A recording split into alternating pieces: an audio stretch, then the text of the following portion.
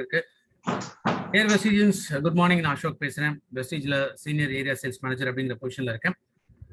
வெஸ்டிஜ் வரதுக்கு முன்னாடி என்னோட கெரியர் பிகினிங் அப்படின்னு பார்த்தீங்கன்னா ஃபார்மா இண்டஸ்ட்ரியில தான் நான் ஸ்டார்ட் பண்ணேன். ஆல்மோஸ்ட் ஒரு 9 இயர்ஸ் நான் மெடிக்கல் லைன்ல ஃபார்மா இண்டஸ்ட்ரியில ஒர்க் பண்ணிட்டு அதுக்கப்புறமா தான் டைரக்ட் செல்லிங் இண்டஸ்ட்ரிக்குள்ளேயே நான் வந்தேன். வெஸ்டிஜ் ஜாயின் பண்றதுக்கு முன்னாடியே வந்து ஒரு டைரக்ட் செல்லிங்ல அது ஒரு ஹெல்த் கேர் கம்பெனி தான். அதுல ஒரு 11 இயர்ஸ் ஒர்க் பண்ணிட்டு வெஸ்டிஜ்ல இந்த மாதம் மே மாதம் வந்து 11ஆம் தேதி வந்து என்னுடைய 5 வருடங்களை நான் கம்ப்ளீட் பண்ணியிருக்கேன். ஸோ டைரக்ட் செல்லிங் அப்படின்னு பொறுத்த வரைக்கும் இது வரைக்கும் 16 ஆண்டுகள் இதுல மட்டுமே இருக்கேன். ஆல் டுகெதர் அப்படின்னு பார்த்தீங்கன்னா கிட்டத்தட்ட 24 ஆண்டுகள் வந்து என் டோட்டல் கெரியர் அப்படிங்கிறது இந்த ஹெல்த் கேர் ஆர் ஃபார்மசூட்டிக்கல் எப்படி எடுத்துக்கிட்டாலுமே சரி, அது எல்லாமே உடல் சார்ந்த ஒரு விஷயங்கள் தான். அதுல தான் இத்தனை வருஷமா நான் டிராவல் பண்ணிட்டு இருக்கேன். இன்னைக்கு இந்த ப்ரோக்ராம்ல உங்க எல்லாருமே சந்திக்கிறதுல ரொம்ப ரொம்ப சந்தோஷம். ஸோ சில பேர் நேர்ல பார்த்துருப்பீங்க, சில பேர் மேபி ஜூம்ல அதாவது நீங்க மீட் பண்ணியிருக்கலாம். இன்னைக்கு இந்த ப்ரோக்ராம் நான் ஆர்கனைஸ் பண்ணதுக்கான ஒரு ரீசன் என்ன அப்படின்னு கேட்டீங்கன்னா, இன்னைக்கு இருக்கக்கூடிய கரண்ட் சூழ்நிலை அப்படின்னு பார்க்கும்பொழுது நம்ம நேரடியாக சந்திச்சு நம்ம ஒரு ட்ரைனிங் அட்டன் பண்றது அப்படிங்கிறது வாய்ப்பு இல்லாமல் இருந்தது. இன்ஃபேக்ட் கடந்த ஒரு ஆண்டுகளாகவே வந்து இதுக்கான வாய்ப்பு வந்து ரொம்ப ரொம்ப குறைவாக தான் இருந்தது. ஸோ அந்த நேரத்துலையுமே எல்லாருக்குமே ஒரு எஜுகேஷன் அப்படிங்கிறது ரொம்ப ரொம்ப important. Especially health care products ரொம்ப ரொம்ப இம்பார்ட்டன்ட். ஸோ அந்த வகையில இந்த 3 நாட்கள் அப்படிங்கிறத நம்ம ஃப்ரேம் பண்ணியிருக்கோம். பிகாஸ் ஒரு நாளுமே 1.5 மணி நேரம் தான் அந்த செஷன் இருக்கும். ஸோ 3 நாட்கள் நம்ம பார்க்கும்போது கம்ப்ளீட் ஹெல்த் கேர் ப்ராடக்ட்ஸ் இது முதல் 2 நாட்கள் இந்த ட்ரைனிங் இருக்கும். 3வது நாள் வந்து கன்சிஸ்டன்சி ஆஃபரை ஹெல்த் கேர் ப்ராடக்ட்ஸை பேஸ் பண்ணி எப்படி நம்ம பண்ணணும் அப்படிங்கிறத 3வது நாள் பயிற்சியாக இருக்க போகிறது. ரைட். ஸோ நான் வெஸ்டிஜ் ஜாயின் பண்ண டைம் பார்க்கும்போது இன்ஃபேக்ட் நான் ஒரு சிஎன்டி ட்ரைனிங் எடுக்கணும் அப்படிங்கிறது தான் எனக்கு கொடுத்த இன்ஸ்ட்ரக்ஷன்ஸ். பட் நான் ஜாயின் பண்ணி பார்க்கும்போது அப்போ எனக்கு ஹெல்த் கேர் ப்ராடக்ட்ஸ் யாருமே இங்கே ட்ரைனிங் வந்து கொடுக்கறது இல்லை அப்படின்னு கேள்விப்பட்டு அப்போ நான் படிப்படியாக டெவலப் பண்ண ஆரம்பித்தேன். இனிஷியல் ஸ்டேஜஸில் நான் பார்க்கும்போது நிறைய பேர் என்னன்னா இந்த சப்ளிமெண்ட்ஸை வந்து மோஸ்ட்லி பேஷண்ட் ஓரியன்டாக தான் ப்ரொமோட் பண்ணிட்டு இருந்தாங்க. ஸோ நோய் இருக்கிறவங்க இல்லை வந்து நோயாளிகள் இந்த மாதிரி தான் மோஸ்ட்லி இந்த ப்ராடக்ட்ஸ் வந்து போயிட்டு இருந்தது. ஆன் ஆவரேஜ் பார்த்தீங்கன்னா ஒரு 1 கோடி அந்த அளவுக்கு தான் இந்த டர்ன் ஓவர் வந்து அப்போ நடந்துட்டு இருந்தது. நான் படிப்படியாக பார்க்கும்பொழுது அப்போ ஏதோ ஒரு விஷயம் இந்த இந்த ப்ராடக்ட் வந்து எஸ் ஒரு பக்கம் இது கரெக்ட், பட் சப்ளிமெண்ட் அப்படின்னா வெறும் நோய்க்காக நோயாளிகளுக்காக இல்லை. என்னோட பாஸ்ட் எக்ஸ்பீரியன்ஸ்ல வந்து நாங்கள் நிறைய ஹெல்த் கேர் அப்படின்னு தான் அதை ப்ரொமோட் பண்ணியிருக்கோம். அப்போ ஒரு சேஞ்சஸ் இங்கே கொடுக்க ஆரம்பிக்கணும் அப்படின்னு சொல்லிட்டு நான் கொஞ்சம் கொஞ்சமா டெவலப் பண்ணி இன்ஃபேக்ட் நான் கொடுக்கக்கூடிய இந்த மாடியூல் வந்து இந்த வெஸ்டிஜுக்காக எக்ஸ்க்ளூசிவா நான் கிரியேட் பண்ணியிருக்கிற ஒரு மாடியூல் இது. என்னோட அந்த ட்ரைனிங்ஸ் பொறுத்த வரைக்கும் ஆஃப்லைன் அப்படின்னு பார்த்தீங்கன்னா ஆல்மோஸ்ட் அதுலேயே கிட்டத்தட்ட ஒரு 700 ட்ரைனிங்ஸ் மேலே நான் கவர் பண்ணிட்டு இருந்தேன். அதுக்கப்புறம் இப்போ ஆன்லைன் ட்ரைனிங்ஸ் அப்படின்னு வரும்போது கிட்டத்தட்ட 250 ட்ரைனிங்ஸ்க்கு மேலே நான் கவர் பண்ணியிருக்கேன். So summer around 950 trainings plus வந்து வெஸ்டிஜுக்காக இந்த 5 ஆண்டுகளில் வந்து நான் பண்ணியிருக்கேன். அப்போ மக்களுக்கு இருக்கக்கூடிய ஒரு பயத்தை போக்குனாதான் இந்த ப்ராடக்ட்ஸ் வந்து அவங்க பயன்படுத்துவாங்க அப்படிங்கிறத புரிஞ்சுது. ஏன் இந்த பயம் அப்படின்னா, முதல்ல என்ன நினைக்கிறாங்க, நான் நல்லா இருக்கேன், என் உடம்புல பிரச்சனை இல்லை, நோய் இல்லை, நான் எதுக்காக இந்த சப்ளிமெண்ட்ஸ் எடுக்கணும் அப்படின்னு நினைக்கிறாங்க. ரெண்டாவது, சரி அப்போ ஏதோ ஒரு ப்ராப்ளம் இருக்கு, அவங்களுக்கு சப்ளிமெண்ட்ஸ் ரெக்கமெண்ட் பண்ணணும்னா அடுத்த கேள்வி என்ன கேட்குறாங்க, இதுல சைட் எஃபெக்ட்ஸ் இருக்கா, எத்தனை நாள் நான் எடுக்கும், எத்தனை நாள் எனக்கு நோய் குணமாகும், சரி எனக்கு சரியாயிடுச்சுன்னா வந்து நான் சப்ளிமெண்ட்ஸை நிறுத்தணுமா இல்லை வந்து நான் தொடர்ந்து எடுக்கணுமா, எதுக்காக நான் தொடர்ந்து எடுக்கணும், அதான் நல்லா ஆயிட்டேனே, டாக்டர் கன்சல்ட் பண்ணாம இந்த ப்ராடக்ட்ஸ்லாம் வந்து நான் எடுக்க முடியாது. இது மாதிரி பலவித தரப்பட்ட ஒரு சந்தேகங்கள் குழப்பங்கள் இது இருந்தனாலே மோஸ்ட்லி என்ன ஆயிடுச்சு, இந்த ஹெல்த் ஃபுட் சப்ளிமெண்ட்ஸ் அப்படிங்கிறது ஒரு பேஷண்ட் ஓரியன்டட் மார்க்கெட்ல தான் அதிகமாக போயிட்டு இருந்தது. அந்த இடத்துல தான் நீங்க பார்க்கக்கூடிய இந்த ட்ரைனிங் இது கொஞ்சம் கொஞ்சமா நான் டெவலப் பண்ணி இன்னைக்கு ஒரு ஃபைனல் ஷேப் அப்படின்னு நான் கொண்டு வந்திருக்கேன். ஸோ மோஸ்ட்லி என்னோட ட்ரைனிங்ஸ் வந்து கொஞ்சம் எலாபரேட்டா இருக்கும். பட் இப்போ ரொம்ப சிம்பிளா, ஏன்னா இந்த ட்ரைனிங் வந்து நான் சிம்பிள் ப்ராடக்ட் ட்ரைனிங் அப்படின்னு தான் நான் சொல்வேன். பிகாஸ் ஒரு அடிப்படை என்ன தேவையோ அதை வந்து மக்களுக்கு புரிய வைக்கணும் அப்படிங்கிறதான் இந்த மாடியூல் வந்து நான் கிரியேட் பண்ணது. இந்த 2 நாள் செஷன்ல பாத்தீங்கன்னா உங்களுடைய எல்லா விதமான சந்தேகங்கள் என்ன இருந்தாலுமே அது கம்ப்ளீட்டாக நிறைவு செய்யப்படும். அதுல 200% நல்ல கேரண்டி வந்து நான் கொடுக்க முடியும். அப்ப இந்த சப்ளிமெண்ட்ஸ் வந்து எப்படி பார்த்தாங்க, அதோட கண்ணோட்டத்தை எப்படி மாத்தணும் அப்படிங்கிறத முதல்ல நம்ம தெரிஞ்சுக்கணும். ஏன் அப்படின்னு கேட்டீங்கன்னா, இன்னைக்கு ஹெல்த் ஃபுட் சப்ளிமெண்ட்ஸ் நமக்கு தேவைப்படுறதுக்கான முக்கியமான காரணம் என்ன? இன்ஃபேக்ட் இன்னைக்கு எல்லாருக்குமே என்ன அவசியம் அப்படின்னு கேட்டீங்கன்னா, இந்த வெல்னஸ் அப்படின்னு சொல்லுவோம். வெல்னஸ் அப்படிங்கிறது நம்ம உடம்புக்குள்ள எப்போதுமே நோய் வராமல் இருக்கணும். அப்படியே நோய் வந்தாலும் அது தடுத்து கொள்ளக்கூடிய சக்தி நம்ம உடம்புக்குள்ள இருக்கணும். இதுதான் உண்மையான ஒரு வெல்னஸ். இந்த வெல்னஸ் இந்த வார்த்தை கண்டுபிடித்தவர் அப்படின்னு பார்க்கறவர் தான் இந்த படத்துல இருக்கக்கூடிய ஹிப்போக்ரட்டிஸ். இவர் தான் ஃபாதர் ஆஃப் மெடிசன் அப்படின்னு சொல்லுவோம். இவர் ஒரே ஒரு வார்த்தை தான் சொல்றாருன்னா, let thy food be medicine and medicine be food. உணவே மருந்து, மருந்தே உணவு. ஆனா காலப்போக்கில் மருந்தே உணவு அப்படிங்கிறது மாறி, உணவே மருந்துங்கிறது மாறி, இன்னைக்கு மருந்தே உணவுங்கிற ஒரு சூழ்நிலைக்குள்ளதான் இன்னைக்கு நம்ம வாழ்ந்துட்டு இருக்கோம். ஏன் இந்த சூழ்நிலை ஏற்பட்டுச்சு? ஃபர்ஸ்ட் ஆஃப் ஆல், நம்ம உடம்புக்கு 2 விதமான ஊட்டச்சத்துக்கள் தேவை. ஒன்று மேக்ரோ நியூட்ரிஷன் அப்படின்னு சொல்லுவோம், இன்னொன்று மைக்ரோ நியூட்ரிஷன் அப்படின்னு சொல்லுவோம். மேக்ரோ நியூட்ரிஷன் அப்படின்னா அளவுக்கு அதிகமாக தேவைப்படக்கூடிய ஊட்டச்சத்துக்கள், முக்கியமாக சர்க்கரை சத்து, புரதச்சத்து, கொழுப்பு சத்து. ரொம்ப குறைஞ்ச அளவுல தேவைப்படக்கூடிய சில ஊட்டச்சத்துக்கள் இருக்கு, அதுதான் விட்டமின்ஸ் அண்ட் மினரல்ஸ். இத்தனை விதமான ஊட்டச்சத்துக்கள், இதுதான் நம்ம உடல் ஆரோக்கியத்திற்கு தேவைப்படக்கூடிய முக்கியமான விஷயம்.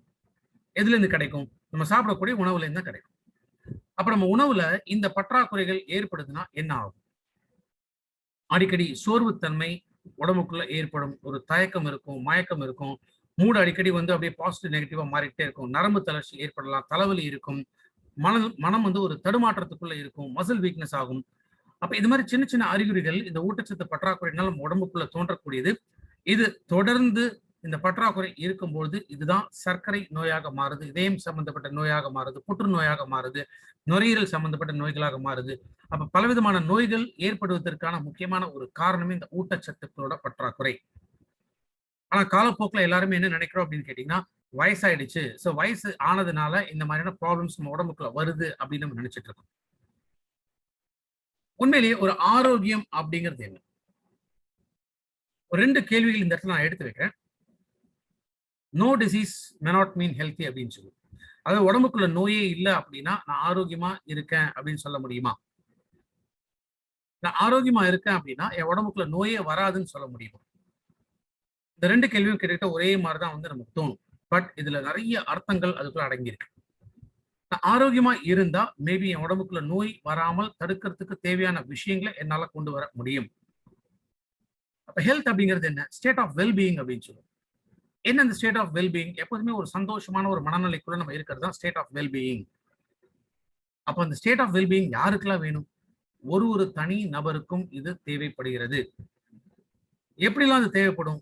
ஒண்ணு உடல் ரீதியாக, மன ரீதியாக, சமுதாய ரீதியாக, சுற்றுப்புற சூழல் ரீதியாக, மனதளவுல, ஆன்மீக வழியில, இந்த மாதிரி பல வழிகள்ல எப்ப நம்ம உடம்புக்குள்ள ஆரோக்கியம் கிடைக்குதோ அப்பதான் உண்மையான ஒரு சந்தோஷம், ஒரு ஆத்மார்த்தமான ஒரு ஆரோக்கியம் அப்படிங்கிறது நம்ம உடம்புக்குள்ள நிச்சயமாக கிடைக்கும். சோ ஹெல்த் அப்படிங்கிறது யாரும் நம்ம மற்றவங்களுக்கு வந்து சொல்லிக் கொடுக்கக்கூடிய ஒரு விஷயம் கிடையாது. முதல்ல நமக்கு நாம பழக்கப்படுத்த வேண்டிய ஒரு முக்கியமான ஒரு விஷயம். இது இன்னும் ஒரு சிம்பிளான ஒரு கான்செப்ட்ல நான் சொல்றேன். ஐஸ்பர்க் கான்செப்ட் ஆஃப் டிசீஸ் அப்படின்னு சொல்லுவோம். இந்த படத்துல நீங்க பாக்குறது வந்து ஒரு பனிப்பாறை. இந்த பனிப்பாறை இப்ப கடல் மட்டத்துக்கு மேல நமக்கு தெரியக்கூடியது. இதோட அளவு பெருசா இருக்குங்களா, சின்னதா இருக்குங்களா? இப்ப சில பேர் இது பெருசா இருக்குன்னு சொல்லுவாங்க, சில பேர் இது வந்து சின்னதா இருக்கு அப்படின்னு சொல்லுவாங்க. ஏன்னா நம்ம பார்க்கக்கூடிய அளவு பொறுத்து இது பெருசு சின்னது அப்படிங்கிறத நம்ம டிசைட் பண்றோம். ஆனா உண்மையிலேயே இந்த பனிப்பாறை அப்படிங்கிறது கடல் பகுதிகளை நம்ம பார்க்கும்போது உண்மையான சைஸ் வந்து இந்த மாதிரி இருக்கும். கடல் மட்டத்துக்கு மேல தெரியக்கூடிய பகுதி இருக்கு, கடல் மட்டத்துக்குள்ள இருக்கக்கூடிய பகுதியும் இருக்கு. அதே கேள்வி இப்ப நான் திரும்ப கேட்கிறேன். இப்ப இந்த கடல் மட்டத்துக்கு மேல தெரியக்கூடிய பகுதி இது பெருசா இருக்கா, இல்ல கடல் மட்டத்துக்குள்ள தெரியக்கூடிய பகுதி இது பெருசா இருக்கா? இப்ப எல்லாருக்குமே ஒரே ஒரு பதில் தான் இருக்கும். கடல் மட்டத்துக்கு இருக்கக்கூடிய பகுதி இதுதான் பெருசா இருக்கு அப்படின்னு சொல்லி. இதை நான் 2ஆ பிரிச்சிருக்கேன். என்ன? Known factors, unknown factors. Known அப்படிங்கிறது என்ன? நமக்கு தெரிஞ்ச விஷயம். நமக்கு தெரிஞ்ச விஷயம் என்ன? நோய். நம்ம உடம்புக்குள்ள வரக்கூடிய நோய்கள். சர்க்கரை நோய் இருக்கலாம், இதயம் சம்பந்தப்பட்ட நோய் இருக்கலாம், புற்றுநோய் இருக்கலாம், நுரையீரல் சம்பந்தப்பட்ட நோய்கள் இருக்கலாம், எலும்பு மூட்டு தேய்மானம் இருக்கலாம், குழந்தை இல்லாத தன்மை இருக்கலாம். இதெல்லாம் நம்ம உடம்புக்குள்ள வந்த பிறகுதான் நம்ம உடம்புல இந்த நோய் வந்துருச்சு அப்படின்னு தெரியும். அதுதான் நோன் ஃபேக்டர் அப்படின்னு சொல்றோம். ஸோ ஒன்ஸ் உடம்புக்குள்ள இதெல்லாம் வந்துருச்சுன்னா நமக்கு இருக்கக்கூடிய ஒரே ஆப்ஷன் என்னன்னு கேட்டீங்கன்னா ட்ரீட்மெண்ட். டாக்டரை கன்சல்ட் பண்றோம், டாக்டர் மெடிசின்ஸ் கொடுக்குறாரு, மெடிசின்ஸ் எடுக்க ஆரம்பிக்கிறோம். வாழ்நாள் முழுக்க தொடர்ந்து மெடிசின்ஸ் இதை எடுத்துக்கிட்டே தான் நம்ம இருக்க வேண்டியிருக்கு. அப்போ ஒரு நோய் உடம்புக்குள்ள வந்துருச்சுன்னா அது இருக்கக்கூடிய ஒரே ஒரு ஆப்ஷன் என்னன்னு கேட்டீங்கன்னா அந்த ட்ரீட்மெண்ட் மட்டும்தான். அப்ப அன்னோன் அப்படின்னா மேல நம்ம பார்க்கக்கூடிய இத்தனை விதமான நோய்கள், இந்த நோய்கள் நம்ம உடம்புக்குள்ள எப்படி ஏற்படுகிறது, அதாவது ரூட் காஸ். சர்க்கரை நோயோ, இல்ல ஹார்ட் ரிலேட்டட் ப்ராப்ளம்ஸோ, இல்ல புற்றுநோயோ, இல்ல எலும்பு மூட்டு தேய்மானமோ, இந்த நோயெல்லாம் நம்ம உடம்புக்குள்ள எப்படி வருது அப்படின்னு நம்ம தெரிஞ்சுக்கணும்னா நம்ம ஒரு டாக்டரா இருந்தா தான் இதெல்லாம் நம்ம தெரிஞ்சுக்க முடியும். பட் இன்னைக்கு எல்லாருமே கண்டிப்பாக டாக்டர் ஆக முடியாது. ஒரே ஒரு விஷயம் தான் நமக்கு தெரிய வேண்டியது. அதுக்கு பேர் தான் பிரிவென்ஷன் அப்படின்னு சொல்லுவோம். நோய் எப்படி வருதுன்னு நம்ம தெரிஞ்சுக்க வேண்டிய அவசியம் இல்லை. ஆனா இந்த நோய்கள்லாம் வராமல் தடுக்க வேண்டிய விஷயத்த நம்ம கத்துக்கணும். அதுக்கு பேர் தான் பிரிவென்ஷன், வருமுன் காப்போம் அப்படின்னு சொல்லுவோம். இந்த பனிப்பாறை நமக்கு உணர்த்தக்கூடிய விஷயம் இதுதான். இன்ஃபேக்ட் டைட்டானிக் அந்த படம் எல்லாருமே நீங்க பார்த்திருப்பீங்க. சோ அந்த படத்துல நடந்த விஷயம் என்ன அப்படின்னு கேட்டீங்கன்னா, ஒருவேளை அந்த பனிப்பாறை கடலோட மேல் பகுதியில தட்டியிருந்தா கூட எல்லாருமே உயிர் பழைச்சிருப்பாங்க. ஆனா கடலோட அடிப்பகுதியில தட்டினதால் என்ன ஆயிடுச்சு, அந்த கப்பல் மூழ்க வேண்டிய ஒரு சூழ்நிலை ஏற்பட்டுச்சு. இதே போலதான் நம்மளுடைய ஆரோக்கியமும். நம்மளுடைய ஆரோக்கியம் அப்படின்னு பார்க்கும் பொழுது அந்த ரூட் காஸ், இந்த ரூட் காஸ நம்ம வந்து தடுத்துட்டோம் அப்படின்னா நோய்க்குள்ள போகாமல் தடுக்க முடியும். ஆனா அந்த ரூட் காஸ்க்கு நம்ம முக்கியத்துவம் கொடுக்காம விட்டோம் அப்படின்னா நாளைக்கு நம்ம உடம்புக்குள்ள வரக்கூடிய நோய்கள் இருக்கலாம். அந்த நோய்களுக்கான ஒரு ட்ரீட்மெண்ட் நோக்கி தான் நம்ம போக வேண்டிய சூழ்நிலை ஏற்படும். இதுதான் என்ன சொல்லணும், ஐஸ்பர்க் கான்செப்ட் ஆஃப் டிசீஸ். இன்னைக்கு இருக்கக்கூடிய சூழ்நிலை எப்படி மாறிட்டு இருக்கு, டயக்னோசிஸ் அண்ட் ட்ரீட்மெண்ட். இது ரெண்டை பொறுத்த வரைக்கும் இன்னைக்கு வந்து டயக்னோஸ் பண்ணோம் அப்படின்னா இன்னைக்கு மிஷினை தான் அதிகமாக நம்புறாங்க. ஒரு காலத்துல வெறும் நாடி பிடிச்சு பார்த்தே சொல்றாங்க உடம்புல எந்த இடத்துல கோளாறு இருக்கு அப்படின்னு சொல்லி. ஆனா இன்னைக்கு x-ray, scan, MRI, MNRI, ECG report, இந்த மாதிரி பல விதமான ரிப்போர்ட்ஸ் இதை பொறுத்து தான் இன்னைக்கு ட்ரீட்மெண்ட் அப்படிங்கிறது நடந்துட்டு இருக்கு. அது மட்டும் இல்லை, இன்னைக்கு ட்ரீட்மெண்ட் யாருக்குன்னு முதல்ல நம்ம புரிஞ்சுக்கணும். ரொம்ப கஷ்டப்படுறவங்களா, நோயினால் அதிகம் பாதிக்கப்பட்டவங்களா? நிச்சயமா இல்லை. யார் இன்னைக்கு பணம் செலவு பண்ண தயாரா இருக்காங்களோ அவங்களுக்கு மட்டும்தான் இன்னைக்கு நோய். இப்ப நடந்துட்டு இருக்கிற இந்த COVID-19 இந்த நோயினால பாதிக்கப்பட்டவங்க எத்தனையோ பேர் இருக்காங்க, லட்சக்கணக்கில் இருக்காங்க. அப்ப சாதாரண ஒரு ட்ரீட்மெண்ட் ஹாஸ்பிட்டல்ல போய் எடுக்கணும் அப்படின்னு கேட்டீங்கன்னா, அது ஒரு பிரைவேட் ஹாஸ்பிட்டல்ல போட்டீங்கன்னா மினிமம் 3.5 லட்சம் ரூபாய் நீங்க செலவு பண்ணி ஆகணும். யோசிச்சு பாருங்க, 3.5 லட்சம் ரூபாய் அப்படிங்கிறது இன்னைக்கு எல்லாருக்குமே சாத்தியமா? அப்ப ட்ரீட்மெண்ட் அப்படிங்கிறது ரொம்ப காஸ்ட்லியான ஒரு விஷயமா இன்னைக்கு மாறிடுச்சு. ஒரு சின்ன சர்வேல இன்னைக்கு இருக்கக்கூடிய கரண்ட் ட்ரெண்ட் என்னன்னு கொடுக்குறாங்கன்னா, 1000 நோயாளிகளுக்கு ஒரு நாட்டிலுமே எத்தனை டாக்டர்ஸ் இருக்காங்க அப்படின்னு சொல்லி. அதிகமாக இருக்கக்கூடியது ஜெர்மனி. ஜெர்மனில கிட்டத்தட்ட 4.3 டாக்டர்ஸ் 1000 நோயாளிகளுக்காக இருக்காங்க. அதே இந்தியாவோட நிலைமை பார்த்தீங்கன்னா 0.8 டாக்டர்ஸ் 1000 நோயாளிக்கு. ஒரு டாக்டர் கூட முழுமையாக இந்தியால இல்ல. இப்ப மருத்துவம் அப்படிங்கிறது மிகப்பெரிய ஒரு கேள்விக்குறியாக இன்னைக்கு மாறிடுச்சு.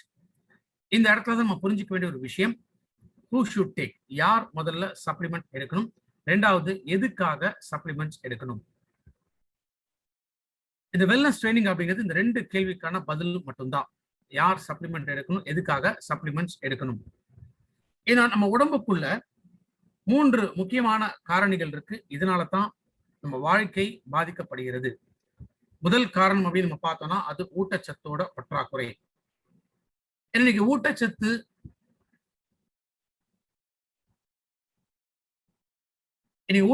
பற்றாக்குறை இதனால பலவிதமான நோய்கள் ஏற்படக்கூடியது. மசில்ஸ் எல்லாம் டோட்டலா வீக் ஆக ஆரம்பிக்கும். உடம்புல அடிக்கடி பிராக்சர் ஏற்படலாம். ஹாஸ்பிட்டல் அட்மிட் ஆக வேண்டிய ஒரு சூழ்நிலை ஏற்படும். ரெக்கவரி ஆகி வந்தா கூட திரும்ப ஹாஸ்பிட்டல் அட்மிட் ஆக வேண்டிய ஒரு நிலைமை ஏற்படலாம். மனதுல எப்போதுமே ஒரு தடுமாற்றம் இருந்துட்டே இருக்கும். மற்றவங்களை சார்ந்து இருக்கக்கூடிய ஒரு நிலை ஏற்படலாம். உடல் எடை குறைய ஆரம்பிக்கும். உடம்புல எனர்ஜி அப்படிங்கிறதே இல்லாமல் போகலாம்.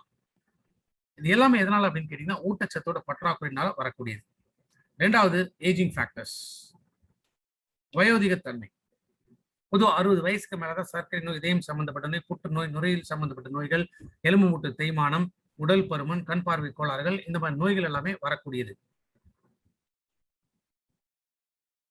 60 வயசுக்கு மேல இந்த நோய் வரதுனால பெரிய பாதிப்பு இல்லை அப்படின்னு தான் நான் சொல்லுவேன். காரணம், 60 வயசுக்கு மேல நம்மளுடைய ரிட்டையர்மெண்ட் லைஃப்ல தான் இருப்போம். அப்ப இந்த நோய் வந்துச்சுன்னா மீதி இருக்கக்கூடிய 15 வருஷமும் 20 வருஷமும் இந்த நோயோட எப்படியே நம்ம போராடிடலாம். ஆனா இன்னைக்கு இருக்கக்கூடிய காலகட்டம் இந்த ஏஜிங் ஃபேக்டர்ஸ் அப்படிங்கிறது இன்னும் அட்வான்ஸ் ஆக ஆரம்பிச்சிருச்சு. 60 வயசுல வரக்கூடிய நோய்கள் எல்லாமே இப்ப 40 வயசுல வர ஆரம்பிக்குது. 40 வயசுல வயோதிகத்தன்மை வர ஆரம்பிக்கும் போது ஆட்டோமேட்டிக்கா அந்த நோய்களும் இன்னும் அட்வான்ஸ் ஆக ஆரம்பிச்சிருச்சு. அப்ப 40 வயசுல ஒருத்தருக்கு நோய் வந்துருச்சுன்னா அவர் மீதி வாழக்கூடிய காலம் அப்படிங்கிறது இன்னும் குறைக்கப்படுகிறது. 60 வயசு தாண்டினா பெரிய விஷயம் அப்படிங்கிற அளவில் தான் இன்னைக்கு போயிட்டு இருக்கு. ஒரு காலத்துல 100 வயசு வரைக்கும் எந்த நோயும் இல்லாமல் வாழ்ந்தாங்க. அதுக்கப்புறம் 100 வயசு வரைக்கும் வாழ்ந்தாங்க சில நோய்களோட கூட. அந்த 100ங்கிறது 90 ஆச்சு, 80 ஆச்சு, 70 ஆச்சு, இன்னைக்கு 60 தாண்டிட்டா பெரிய விஷயம் அப்படிங்கிற சூழ்நிலைக்குள்ளதான் இன்னைக்கு நம்ம வாழ்ந்துட்டு இருக்கோம். 3வது காரணம் இன்னைக்கு நம்மளுடைய இருக்கக்கூடிய லைஃப் ஸ்டைல். இந்த லைஃப் ஸ்டைல் பொறுத்த வரைக்கும் என்ன காரணம்? உடல் பருமன், ஊட்டச்சத்தோட பற்றாக்குறை, இன்னைக்கு இருக்கக்கூடிய எத்தனை விதமான பழக்க வழக்கங்கள். இதனால என்ன ஆகுது? ஒரு 4 முக்கியமான நோய்களை எடுத்து வைக்கிறீங்க. 1 சர்க்கரை நோய், இதயம் சம்பந்தப்பட்ட நோய், புற்றுநோய், நுரையீரல் சம்பந்தப்பட்ட நோய்கள். இன்னைக்கு எத்தனை நோய்கள் இருந்தாலும் இந்த 4 நோய்களை முக்கியமாக நான் சொல்றதுக்கான காரணம் என்ன? இதெல்லாமே கிரானிக் டிசீஸ் அப்படின்னு சொல்லுவோம். கிரானிக் அப்படின்னா ஒன்ஸ் நம்ம உடம்புக்குள்ள வந்துச்சுன்னா வாழ்நாள் முழுக்க இந்த நோய்கள் நம்ம உடம்பை விட்டு போகாது. இதே தான் Indian drugs and cosmetics act அப்படின்னு சொல்லுவோம். மருந்து மற்றும் அழகு சாதன பொருட்களுக்கான ஒரு சட்டம் இருக்கு. அந்த சட்டத்துல செக்ஷன் J41 ஒரு ஆர்டிக்கல்ல 51 விதமான நோய்களை வாழ்நாள்ல குணப்படுத்த முடியாது அப்படின்னு அனௌன்ஸ் பண்றாங்க. யோசிச்சு பாருங்க, சர்க்கரை நோய்க்கு ட்ரீட்மெண்ட் எடுக்கிறவங்க மேபி ஒரு 4 வருஷம் 5 வருஷம் இந்த ட்ரீட்மெண்ட் எடுத்துட்டு இருக்காங்களா? அப்ப எந்த டாக்டராவது அதுக்கப்புறம் உங்க சர்க்கரை நோய் குணமாயிடுச்சு, இனிமே நீங்க மெடிசன்ஸ் எடுக்க வேணாம் அப்படின்னு எந்த டாக்டரோ சொல்லி இன்னைக்கு நம்ம கேள்விப்பட்டிருக்கோமா? இது நடக்கிறதுக்கான சாத்தியமே இல்லை. ஏன் அப்படின்னு கேட்டீங்கன்னா, அந்த மருத்துவம் நம்ம உடம்புக்குள்ள வேலை செய்யணும். நம்ம உடல் முதல்ல ஆரோக்கியமாக இருக்கணும். ஆரோக்கியம் இல்லைன்னா எந்த விதமான மருத்துவத்தினாலுமே நமக்கு ரிசல்ட்ஸ் அப்படிங்கிறது பெருசா கிடைக்காது. அப்ப இந்த இடத்துல நம்ம வாழ்க்கைங்கிறது 3 கட்டத்துக்குள்ளதான் இருக்கு. முதல் கட்டம் அப்படிங்கிறது தான் வெல்னஸ், ஹெல்த். ஹெல்த்னா அதுக்கான விளக்கம் என்னங்கிறது ஏற்கனவே நான் சொல்லியிருந்தேன். அந்த வெல்னஸ் நம்ம அச்சீவ் பண்றோம். பட் இன்னைக்கு இருக்கக்கூடிய வெல்னஸ் அப்படிங்கிறது 30-35 வயசு வரைக்கும் தான். அந்த 35 தாண்டிட்டோம்னா 2 ஸ்டேஜ்ல தான் நம்ம வாழ்க்கையை ஓடிட்டு இருக்கு. ஒன்னு ப்ரீ இல்னஸ், இன்னொன்னு டிசீஸ் பீரியட். ப்ரீ இல்னஸ்னா நோய் வருவதற்கு முன் இருக்கக்கூடிய காலகட்டம். டிசீஸ் பீரியட்னா நோய் வந்த பின் இருக்கக்கூடிய காலகட்டம். 70% மக்கள் ப்ரீ இல்னஸ்ல இருக்காங்க. அதாவது அவங்க ஆரோக்கியமா இல்லை, அவங்க உடம்புக்குள்ள ஏதோ ஒரு நோய் ஆல்ரெடி உருவாக ஆரம்பிச்சிருக்கு அப்படின்னு அர்த்தம். அதுதான் இந்த ப்ரீ இல்னஸ். ஒரு 30% மக்கள் நோய் வந்த பின் அப்படின்னு இருக்காங்க. ரைட், நம்ம சப்ளிமெண்ட்ஸ் முதல்ல யார்கிட்ட கொண்டு போறோம்? 70% மக்களா இல்ல 30% மக்களா? கண்டிப்பா 30% மக்கள் கிட்ட தான் நம்ம முதல்ல கொண்டு போகிறோம். ஏன்னா ஒரு நோய் உடம்புக்குள்ள வந்துருச்சு அப்படின்னா அந்த நோய் உடம்புக்குள்ள வரதுக்கே கிட்டத்தட்ட 30-40 வருஷம் ஆகுது. அதுலேயும் திரும்ப நம்ம ரெக்கவர் ஆகணும்னா அதே திரும்ப 30-40 வருஷம் தேவைப்படும். ஆர் மேபி நம்ம கரெக்டான ஒரு விஷயங்களை உடம்புக்குள்ள கொடுத்துட்டோம், அந்த பற்றாக்குறையை நம்ம நிவர்த்தி பண்ணிட்டோம் அப்படின்னா ஒரு 5-10 வருஷத்துக்குள்ள இந்த ரெக்கவரி அப்படிங்கிறது நம்ம உடம்புக்குள்ள கிடைக்கும். சரி, ஆனா நோய் வரத்துக்கு முன்னாடி இருக்கிறவங்களை பத்தி யோசிச்சு பாருங்க. இப்ப நம்மள எதுக்குள்ள இருக்கும்? நோய் வரத்துக்கு முன்னாடி தான் இருக்கும். அப்ப நோய்க்குள்ள போகாமல் தடுக்கிறது தான் ரொம்ப ரொம்ப இம்பார்ட்டன்ட். அதனாலதான் நம்ம ப்ராடக்ட்டை முதல்ல யார்கிட்ட ப்ரொமோட் பண்ணணும்னா, நான் நல்லா இருக்கேன், உடம்புல பிரச்சனை இல்லை, நோய் இல்லைன்னு யார் சொல்றாங்களோ அவங்க கிட்ட தான் ஃபர்ஸ்ட் சப்ளிமெண்ட்ஸை நம்ம ப்ரொமோட் பண்ணணும். அவர் இன்னும் சிம்பிளா சொல்லணும்னா, மூச்சு விடுற எல்லாரும் எடுக்கிறது தான் இந்த ஹெல்த் ஃபுட் சப்ளிமெண்ட்ஸ். நோய் வருவதற்கு 2 காரணங்கள் தான். 1 ஸ்ட்ரெஸ், அழுத்தங்கள். இந்த ஸ்ட்ரெஸ் இதையுமே நம்ம 4 விதமா பிரிக்கலாம். உடல் ரீதியாக, மன ரீதியாக, சமுதாய ரீதியாக, சுற்றுப்புற சூழல் ரீதியாக. இந்த 4 ரீதியாக நம்ம உடம்புக்குள்ள பலவிதமான அழுத்தங்கள் ஏற்படுது. அதனாலதான் இன்னைக்கு சர்க்கரை நோயோ, இதயம் சம்பந்தப்பட்ட நோயோ, தைராய்டு சம்பந்தப்பட்ட பிரச்சனைகளோ வரதுக்கான காரணம் முக்கியமாக இந்த ஸ்ட்ரெஸ். 2வது டாக்ஸின்ஸ், நச்சு பொருள்கள். எதெல்லாம் நச்சு பொருள்கள்? நம்ம உடம்புக்குள்ள எதெல்லாம் அளவுக்கு மீறி போகுதோ அது எல்லாமே நச்சு பொருளாக தான் மாறும். இந்த நச்சு பொருள் எந்தெந்த ரூட்ல நம்ம உடம்புக்குள்ள வருது? நம்ம ஆரோக்கியமாக உயிர் வாழறதுக்கு 3 விஷயம் தான் தேவை. நல்ல காற்று, நல்ல தண்ணீர், நல்ல உணவு. ஆனா காலப்போக்குல இன்னைக்கு இது 3மே நமக்கு நிச்சயமாக நல்லதா கிடைக்காது. இதெல்லாமே என்ன சொல்றோம்? External factors. ஏன்னா காற்று, தண்ணீர், உணவு இது எதுவுமே நம்ம கைக்குள்ள இல்லை, நம்ம கட்டுப்பாட்டுக்குள்ள இல்லை. அது எப்படி இருக்கோ அதுக்குள்ள தான் நம்ம வாழ்ந்து ஆகணும். நம்ம உருவாக்கிக்கிட்ட சில விஷயங்கள் அதுதான் சிகரெட் பிடிக்கிறது, புகையிலை, ட்ரிங்க்ஸ், இந்த மாதிரியான விஷயங்கள். இதை தவிர செல்ஃப் மெடிகேஷன். தலைவலினா கூட நம்மளே மெடிக்கல் ஷாப்ல போயிட்டு முதல்ல மெடிசன் வாங்கி நம்ம போட்டுரும். இந்த எக்ஸ்டர்னல் ஃபேக்டர்ஸ் இது எல்லாமே நோய் உருவாகிறதுக்கான ஒரு காரணம். நம்ம உடம்புக்குள்ள நம்ம வரவழைச்சக்கூடிய சில விஷயங்கள் அதுதான் இன்டர்னல் ஃபேக்டர்ஸ். இன்டர்னல் ஃபேக்டர்ஸ் அப்படின்னு பார்க்கும்போது சரியான ஊட்டச்சத்து இருக்கக்கூடிய உணவு நம்ம எடுக்கிறது இல்லை. உடல் பருமன், முக்கியமான ஒரு காரணம் பல நோய்கள் உடம்புக்குள்ள வரதுக்காக. தூக்கத்தின் பற்றாக்குறை. சராசரியா 7 to 9 மணி நேரம் நம்ம தூக்கம் இருக்கணும். ஆனா இன்னைக்கு 4-5 மணி நேரம் கண்டினியூஸா தூங்கினாலே பெரிய விஷயம். அதே போல பிசிக்கல் இன்ஆக்டிவிட்டி, உடற்பயிற்சி எதுவுமே இல்லாத ஒரு கட்டம். இதெல்லாம் இன்டர்னல் அப்படின்னு சொன்னா இதெல்லாமே நம்ம உடம்புக்குள் நம்ம வர வச்சுக்கிட்டதுனால ஏற்படக்கூடிய பாதிப்புகள். நிறைய பேர் நினைக்கலாம், எஸ் சார் இதெல்லாம் வந்து கண்டிப்பா என்னால மாற்ற முடியும் அப்படின்னு. சரி, மாற்ற முடியும். நல்ல ஊட்டச்சத்து உணவா நம்மளால எடுக்க முடியும். உடல் பருமனை குறைக்க முடியும். இது குறைஞ்சிச்சா ஆட்டோமேட்டிக்கா நல்ல தூக்கம் அப்படிங்கிறது கிடைக்குது. ஒரு பிசிக்கல் ஆக்டிவிட்டி அப்படிங்கிறது பண்ண முடியும். பட் என்னோட கேள்வி என்ன அப்படின்னா, இதெல்லாம் தொடர்ந்து எத்தனை மாசம் செய்ய முடியும்? எழுதி தரேன், சில வாரங்களுக்கு மேலேயே இதெல்லாம் நம்மளால ஃபாலோ பண்ண முடியாது. ஏன்னா இன்னைக்கு நம்மளுடைய லைஃப் ஸ்டைல் அப்படிங்கிறது டோட்டலா இன்னைக்கு மாறி போச்சு. எப்படி இருக்கோ அதுக்குள்ளதான் இன்னைக்கு நம்ம வாழ்ந்து ஆக வேண்டிய ஒரு சூழ்நிலைக்குள்ள இருக்கும். அதனாலதான் சொன்னேன், அந்த 2 ஸ்டேஜஸ்ல தான் நம்ம இருக்கோம். அதுவும் 70% மக்கள் இந்த காரணத்தினால்தான் அந்த ப்ரீ இல்னஸ் அப்படிங்கிற ஸ்டேஜ்ல இருக்காங்க. நோய் வருவதற்கு முன் அப்படிங்கிற ஒரு ஸ்டேஜ்ல. இந்த 2 கட்டத்துல என்ன மாதிரியான பாதிப்புகள் ஏற்படுங்கிறத நம்ம பார்க்கலாம். Disease period. உடம்புக்குள்ள நோய் வந்துருச்சு. நோய் வந்தா இருக்கக்கூடிய ஒரே ஆப்ஷன் என்ன? ட்ரீட்மெண்ட் தான். the more you use the more you lose. அதாவது தொடர்ந்து நம்ம பல ஆண்டுகளாக மெடிசின்ஸ் எடுத்துக்கிட்டே இருக்கோம் அப்படின்னா நம்ம உடம்புல இருக்கக்கூடிய பல விஷயங்களை இழந்துட்டு இருக்கோம் அப்படின்னு அர்த்தம். இரண்டாவது dependence, சார்ந்திருத்தல். the more you use the greater the dependence. எவ்வளவுக்கு எவ்வளவு அதை சார்ந்தே நம்ம தொடர்ந்து எடுத்துட்டு இருக்கோமோ அப்போ அதை சார்ந்து இருக்கக்கூடிய நிலையும் இன்னும் அதிகமாகும்.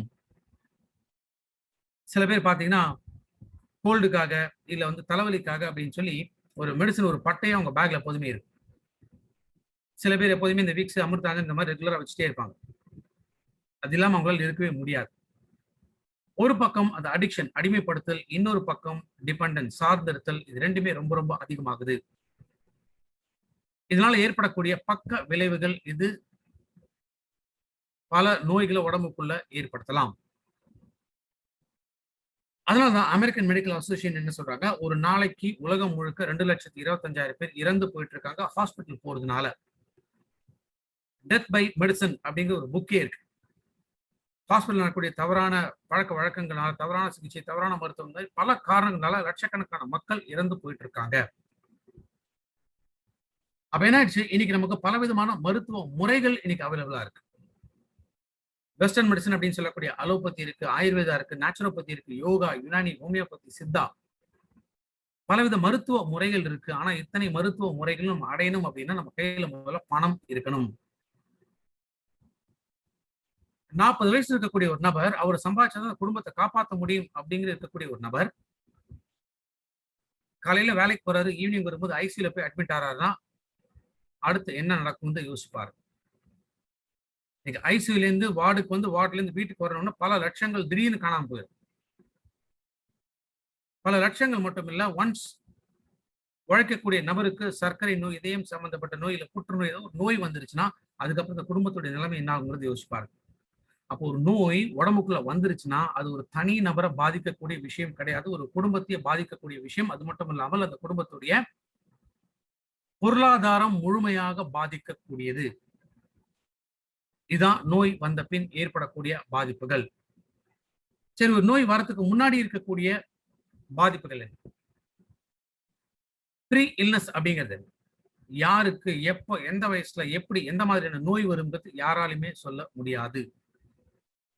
அப்போ ஒரு கணக்கில் என்ன சொல்றாங்கன்னா, இந்தியால கிட்டத்தட்ட 27% மக்கள் ப்ரீ இல்னஸ்ல இருக்காங்க. இந்தியாவோட பாப்புலேஷன் என்னன்னு தெரியும். 27% அப்படின்னா அதுல எத்தனை கோடிகள் வருங்கிறது யோசிப்பாரு. 27% மக்கள் தொகை எந்த வயசுல இருக்காங்கன்னா நான் எல்டர்லி, அதாவது 30ல இருந்து 50 வயதுக்குள்ள இருக்கிறவங்க. வயசானவங்க பத்தி இங்க சொல்ல, சின்ன வயசுல 30ல இருந்து 50 வயசுக்குள்ள இருக்கக்கூடிய நபர்கள், இவங்க தான் அதிகமாக அந்த ப்ரீ இல்னஸ் அப்படிங்கிற ஸ்டேஜுக்குள்ள இருக்காங்க. அதே போலதான் 45% குடும்பங்கள் ஒரு குடும்பத்திலையும் அட்லீஸ்ட் ஒருத்தருக்கு ப்ரீ இல்னஸ்க்குள்ள இருக்காங்க, அவங்களுக்கே தெரியாத அவங்க உடம்புக்குள்ள நோய் வளர்ந்துட்டு வருது அப்படின்னு சொல்லி. அதனாலதான் உடல் நமக்கு பல விதமான அறிகுறிகளை காமிச்சுக்கிட்டே இருக்கு.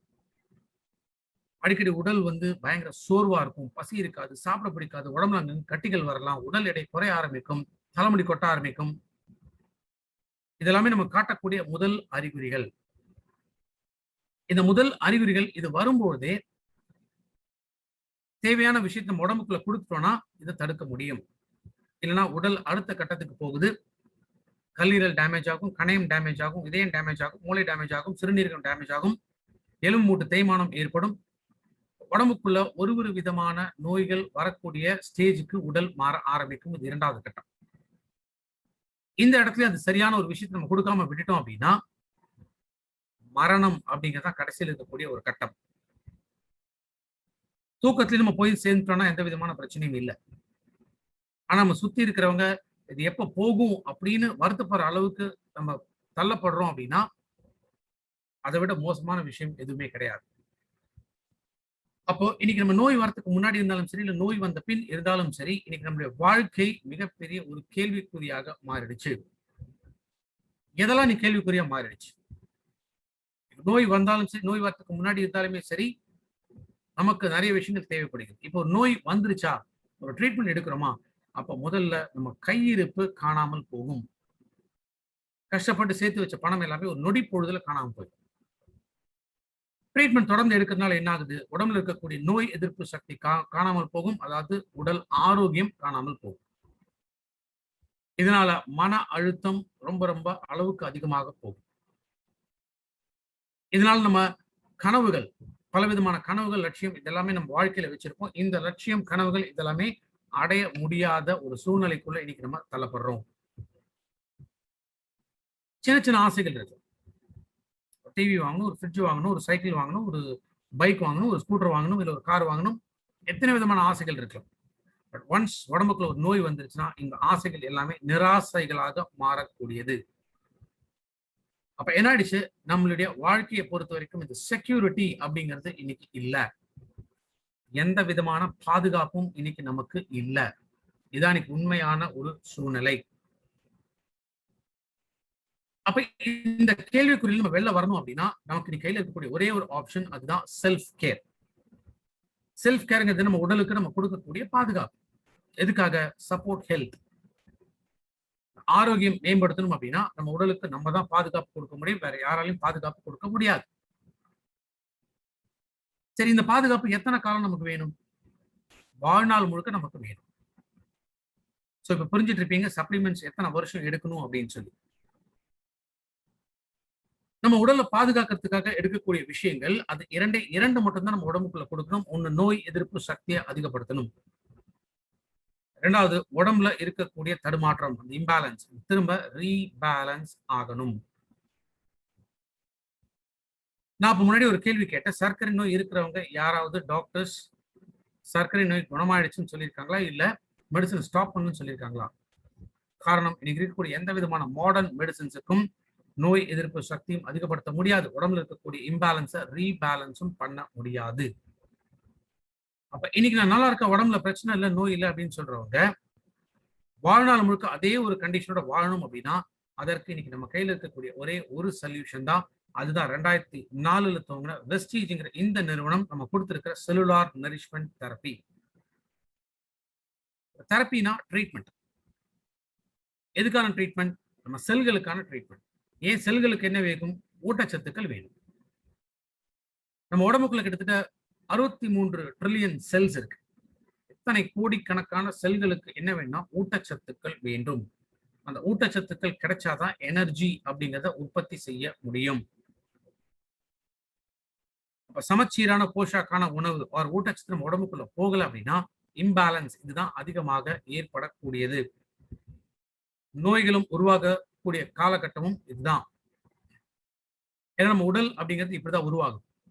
ஒரு செல் அப்படிங்கிறது கோடிக்கணக்கான செல்களாக மாறும்போது திசுக்களாக மாறும், திசுக்கள் உடல் உறுப்புகளாக மாறும், உடல் உறுப்புகள் வேலை செய்ய ஒரு சிஸ்டம் இருக்கு. எல்லாமே சேர்ந்துதான் முழு மனித உடல். இந்த உடல் ஆரோக்கியமாக இருக்கணும்னா நம்ம உடம்புல இருக்கக்கூடிய கோடிக்கணக்கான செல்கள் ஆரோக்கியமாக இருக்கணும். செல்கள் பழுதடைய ஆரம்பிச்சதுன்னா நம்ம உடம்புக்குள்ள நோய் உருவாக ஆரம்பிக்குதுன்னு அர்த்தம். செல்கள் இறந்து போச்சுன்னா நம்ம உடம்புக்குள்ள நோய் வந்துருச்சுன்னு அர்த்தம். அப்ப நம்ம ப்ரீ இல்னஸ்ல இருக்கோமா இல்ல டிசீஸ் பீரியட்ல இருக்குமா அப்படிங்கிறத தீர்மானிக்க கூடியது நம்ம உடம்புல இருக்கக்கூடிய செல்கள் மட்டுமே. அதனாலதான் இது செல்லுலார் நரிஷ்மெண்ட் தெரப்பி அப்படின்னு நம்ம சொல்றோம். இந்த அணுக்கள் இது ஆரோக்கியமாக வாழணும்னா இந்த 5 pillars of good health அப்படின்னு சொல்றோம். இதனால மட்டும்தான் ஆரோக்கியமாக வாழ முடியும். முதல் தூண் நம்ம சொல்லக்கூடியது என்ன? டீடாக்சிபிகேஷன், நச்சுத்தன்மை நீக்கம். உடம்புல இருந்து கெட்ட விஷயங்கள் தொடர்ந்து வெளியில போய்கிட்டே இருக்கும். கெட்ட விஷயங்கள் வெளியில போகும்போது என்ன கிடைக்கணும்? ஊட்டச்சத்துக்கள் கிடைக்கும். அதான் நியூட்ரிஷன்ங்கிறது இரண்டாவது தூண். ஃபிட்னஸ், உடல் எடையும் எப்போதும் கரெக்டா நம்ம மெயின்டைன் பண்ணணும். அது மூன்றாவது தூண். நான்காவது தூண் நம்ம உடம்புல இருக்கக்கூடிய பலவிதமான சிஸ்டம்ஸ். கிட்டத்தட்ட ஒரு 13 வெரைட்டி ஆஃப் சிஸ்டம் உடம்புக்குள்ள இருக்கு. இது கரெக்டா எல்லாமே வேலை செய்யணும். நான்காவது தூண். இந்த சிஸ்டம் எல்லாமே கரெக்டா வேலை செய்யணும்னா அதற்கு தேவைப்படக்கூடிய விஷயங்கள் ஹார்மோன்ஸ் அண்ட் என்சைம்ஸ். சோ இந்த 5 தூண்கள், இந்த 5 தூண்களால மட்டும்தான் நம்ம ஆரோக்கியமாக வாழ முடியும். இந்த 5 தூண்கள் எப்பெல்லாம் நமக்கு கிடைக்கணும்? ஒரு நாளும் நமக்கு கிடைக்கும். எத்தனை வருஷம் கிடைக்கணும்? வாழ்நாள் முழுக்க இந்த 5 தூண்களும் நமக்கு கிடைக்கணும். இதுவரைக்கும் நான் சொன்ன விஷயங்கள் இது எல்லாருக்குமே தெளிவா புரியுது. இந்த 5 தூண்கள் ஏன் அவசியம் அப்படிங்கிறது எல்லாமே நீங்க தெளிவா புரிஞ்சுக்க முடியுது அப்படின்னா, புரிஞ்சுக்கிட்டீங்கன்னா அப்படின்னா, இந்த 5 தூண்களுக்குள்ளதான் வெஸ்டீஜோட ஹெல்த் ஃபுட் சப்ளிமெண்ட்ஸ்ங்கிற இந்த ப்ராடக்ட்ஸ் எல்லாமே அடங்கி இருக்கு. இது நோய்க்காக, நோயாளிகளுக்காக இருக்கக்கூடிய ப்ராடக்ட்ஸ் கிடையாது. இது வெல்னஸ்க்காக, ஆரோக்கியத்திற்கான ப்ராடக்ட்ஸ். அதனால்தான் இதை ஹெல்த் கேர் ப்ராடக்ட்ஸ் அப்படின்னு சொல்றோம். உடல் ஆரோக்கியத்தை மேம்படுத்தக்கூடிய உப உணவு, துணை உணவு அப்படின்னு தான் இதுக்கு பேர். இதை sick food supplement, sick care products அப்படின்னு நம்ம சொல்றது இல்ல. யார் முதல்ல எடுக்கணும்? நல்லா இருக்க, உடம்புல நோய் இல்லை, பிரச்சனை இல்லை அப்படின்னு யார் சொல்றாங்களோ அவங்க முதல்ல எடுக்க வேண்டியதுதான் இந்த ப்ராடக்ட்ஸ். அதாவது இந்த 70% மக்கள், நீங்க எல்லாருமே முதல்ல எடுக்க வேண்டியது இந்த ஃபுட் சப்ளிமெண்ட்ஸ்.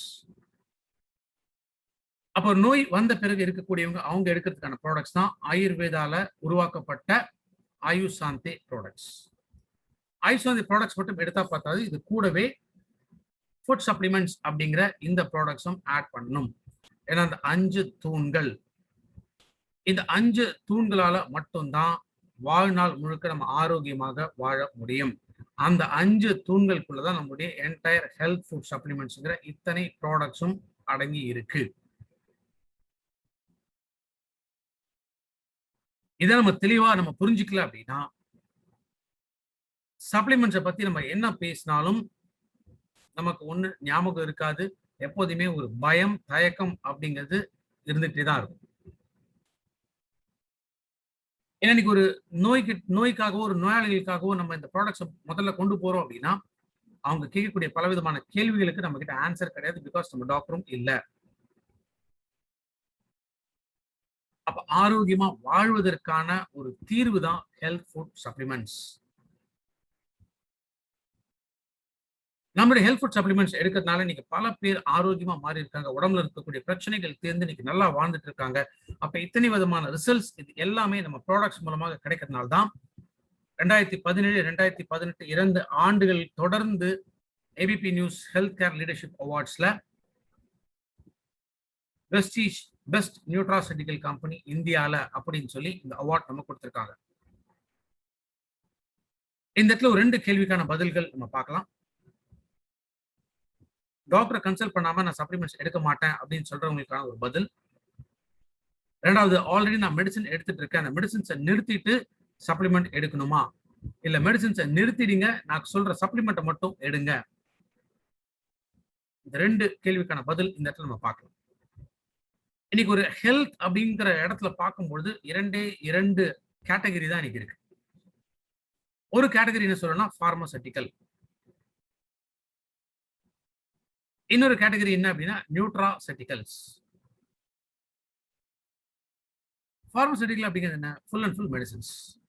அது எல்லாமே கெமிக்கல்ஸை பேஸ் பண்ணி தயாரிக்கப்பட்டது. அந்த மெடிசன்ஸ் எல்லாமே என்ன சொல்லும்? Side specific. சைட் ஸ்பெசிபிக்னா ஒரு குறிப்பிட்ட பிரச்சனைகள் மட்டும்தான் போய் வேலை செய்யும். தலைவலிக்கு தான் நீங்க மாத்திரை போட்டீங்கன்னா தலைவலி மட்டும் தான் போய் கேட்கும். வயிறு வலிக்குன்னா வயிறு வலிக்கு மாத்திரை போட்டா வயிறு வலி மட்டும் தான் போய் கேட்கும். இதுதான் மெடிசன் பார்மசூட்டிக்கல் அப்படிங்கிறது. அதுக்கு இன்னொரு பதம் இருக்கக்கூடியது நியூட்ராசூட்டிகல்ஸ். நியூட்ராசூட்டிகல்ஸ் அப்படின்னா ஊட்டச்சத்துக்கள், உப உணவு, துணை உணவு. இந்த நியூட்ராசூட்டிகல்ஸ் பொறுத்த வரைக்கும் என்ன பண்றது? இது ஹோலிஸ்டிக் அப்ரோச். ஹோலிஸ்டிக் அப்படின்னா உடம்புல கோடிக்கணக்கான அணுக்கள் இருக்கு. இந்த அணுக்களுக்கு தேவைப்படக்கூடிய ஊட்டச்சத்துக்களை கொடுக்கக்கூடியதான் நியூட்ராசூட்டிகல்ஸ். மெடிசனும் சரி, சப்ளிமெண்ட்ஸும் சரி, எல்லாமே செல்ஸ்ல தான் போய் வேலை செய்யும். ஆனா அது குறிப்பிட்ட செல்ஸ்ல மட்டும்தான் போய் மெடிசன் வேலை செய்யும். நியூட்ராசூட்டிகல் அப்படிங்கிறது உடல்ல இருக்கக்கூடிய எல்லா செல்களுக்கும் போய் வேலை செய்யும். சரி, யார் எதை படிக்கிறாங்க அப்படின்னு நம்ம பார்க்கணும். ஒரு பார்மசூட்டிக்கல் யார் படிக்கிறாங்க? டாக்டர்ஸ் படிக்கிறாங்க. டாக்டர்ஸோட சப்ஜெக்ட்ல நியூட்ராசூட்டிகல் அப்படிங்கிறது கிடையாது. அவங்களே விருப்பப்பட்டு படிச்சாதான் உண்டு. எப்ப டாக்டர்ஸோட சப்ஜெக்ட்ல நியூட்ராசூட்டிகல்ஸ் இல்லையோ அப்ப டாக்டரை கன்சல்ட் பண்ணிட்டு தான் சப்ளிமெண்ட் சாப்பிடுவேன் அப்படின்னு சொல்றதுல அர்த்தமே இல்லை. ஏன்னா டாக்டர்ஸ் கேட்டா என்ன சொல்லுவாங்க? கண்டிப்பா சப்ளிமெண்ட்ஸ் எடுக்க வேணாம் அப்படின்னு தான் சொல்லுவாங்க. ஏன்னா அவங்களுக்கு அதை பத்தி தெரியாது. ரெண்டாவது நியூட்ராசூட்டிகல்ஸ் பத்தி யார் படிக்கிறோம்? நம்ம தான் படிச்சுட்டு இருக்கோம். நம்ம உப உணவு, துணை உணவு இது எதுக்காக தேவை அப்படிங்கிறது நம்ம படிக்கிறோம். நம்ம டாக்டருக்கு படிச்சிருக்கோமா? நிச்சயமா இல்லை. எப்ப நம்ம டாக்டருக்கு படிக்கலையோ டாக்டர் கொடுக்குற மெடிசன்ஸை நிறுத்துங்க, நான் கொடுக்குற சப்ளிமெண்ட்ஸ் மட்டும் எடுங்க அப்படின்னு நம்ம அட்வைஸ் பண்ணவே கூடாது. அதாவது இன்னும் சிம்பிளா சொல்லணும்னா நம்ம டாக்டராக மாறக்கூடாது. நம்ம யாருக்கிட்டையுமே போய் நோயை குணப்படுத்துறேன், அதுல குணமாயிடும் அப்படின்னு நம்ம பேசவே கூடாது. ஏன்னா கியூர் என்ற வார்த்தை பார்மசூட்டிக்கலையும் இல்லை, நியூட்ராசூட்டிகல்ஸ்லையும் இல்லை. முன்னேற்றம், அந்த படிப்படியாக அந்த முன்னேற்றம் அப்படிங்கிறது எப்ப கிடைக்குமோ, உடல் எப்ப ஆரோக்கியமாக மாறுதோ அப்பதான் கிடைக்கும். சோ நம்ம ஃபோக்கஸ் பண்ண வேண்டியது வெல்னஸ் தான், உடல் ஆரோக்கியத்தை பத்தி தான். சோ நம்மளுடைய இந்த சப்ளிமெண்ட்ஸோட தயாரிப்பு முறைகள் இது எல்லாத்தையும் இன்னைக்கு பல நாடுகளுக்கும் எக்ஸ்போர்ட் ஆயிட்டு இருக்கு. அதனால இன்டர்நேஷனல் பிராண்ட் கன்சல்டிங் கார்பரேஷன், அமெரிக்காவில் இருக்கக்கூடிய நிறுவனம், இந்தியாவில் best health and personal care Vestige அப்படிங்கிற அவார்ட் நமக்கு கொடுத்திருக்காங்க.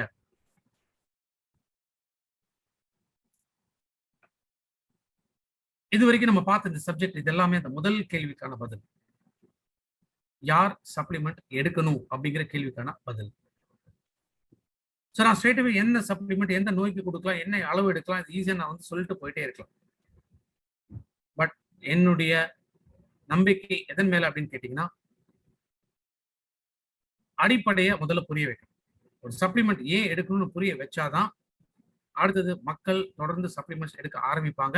அவங்க எடுத்தாதான் மற்றவங்களுக்கு சப்ளிமெண்ட்ஸை பத்தி பேசவே முடியும். இப்ப நம்ம இனிமே நம்ம பார்க்க போகிறது வந்து அந்த இரண்டாவது கேள்விக்கான பதில். Health care. இந்த ஹெல்த் கேர்ல நம்ம டிஃபரெண்ட் செக்மெண்ட்ஸா நம்ம பிரிச்சிருக்கோம். ஏன் அப்படின்னா என்னென்ன ப்ராடக்ட் எந்தெந்த கேட்டகரிக்குள்ள இருக்கோ சோ தட் நமக்கு ஈஸியா ஐடென்டிஃபை பண்ண முடியும். ஓ இந்த ப்ராடக்ட்னா இந்த விஷயத்துக்காக கொடுக்கணும் அப்படின்னு சொல்லி. அது கொஞ்சம் டீடைல்டா இன்னைக்கு நம்ம பார்க்க போறோம். ஹெல்த் கேர் கேட்டகரியில ஃபர்ஸ்ட் நம்ம பார்க்கக்கூடியது வெஸ்டீஜ் பிரைம்.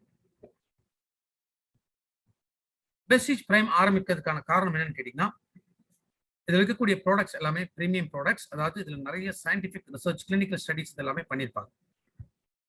உலக மார்க்கெட்ல விற்பனை ஆகக்கூடிய அந்த ஹெல்த் ஃபுட் சப்ளிமெண்ட்ஸ் அது இந்தியன் மார்க்கெட்டுக்கு த்ரூ வெஸ்டீஜ் கொண்டு வரணும் அப்படிங்கிறது தான் முக்கியமாக வெஸ்டீஜ் பிரைம் நம்ம ஸ்டார்ட் பண்ணிருக்கோம். ஸோ வெஸ்டீஜ் பிரைம்ல நம்ம ஃபர்ஸ்ட் பார்க்கக்கூடிய ப்ராடக்ட் krill ஆயில். krill அப்படிங்கிறது இறால் போன்ற ஒரு மீன் வகை. குறிப்பா அண்டார்டிக் krill அப்படின்னு சொல்லுவோம். குளிர்ந்த கடல் பகுதிகளில் உயிர் வாழக்கூடிய மீன் வகை அதுதான் இந்த அண்டார்டிக் krill. பொதுவாக இந்த krill பொறுத்த வரைக்கும் கடல் மட்டத்தோட அடிப்பகுதியில் தான் உயிர் வாழும். மரக்கட்டைகளை மட்டுமே உணவாக தின்று உயிர் வாழக்கூடியதான் இந்த krill. ஏன்னா இன்னைக்கு கடலோட மேல் பகுதி நடுப்பகுதி பொறுத்த வரைக்கும் இன்னைக்கு பொல்யூஷன் அதிகமாயிடுச்சு, வாட்டர் பொல்யூஷன் ரொம்ப அதிகமாயிடுச்சு. சின்ஸ் இந்த krill பொறுத்த வரைக்குமே சதர்ன் ஓஷன் அதுவும் அண்டார்டிக் ஓஷன்ல உயிர் வாழறதுனால அதுதான் ரொம்ப ரொம்ப உலகத்திலேயே பொல்யூஷன்ங்கிறது ரொம்ப லீஸ்டா இருக்கக்கூடிய கடல் பகுதி. இந்த krill சில ஊட்டச்சத்துக்கள் இருக்கு, முக்கியமாக பாஸ்போலிபிட்ஸ். பாஸ்போலிபிட்ஸ் அப்படிங்கிறது ஒரு நல்ல கொழுப்பு, செல்களுக்கு ஒரு பாதுகாப்பு கொடுக்கக்கூடிய ஒரு நல்ல கொழுப்பு. இரண்டாவது DHA EPA. DHA docosahexaenoic acid, EPA eicosapentaenoic acid. இது ரெண்டுமே ஒமேகா அப்படிங்கிற நல்ல கொழுப்புகள்ல சேர்ந்த வகைகள். அடுத்தது ஆஸ்டசாந்தின். ஆஸ்டசாந்தின் அப்படிங்கிறது ஒரு பெஸ்ட் ஆன்டி ஆக்சிடென்ட்.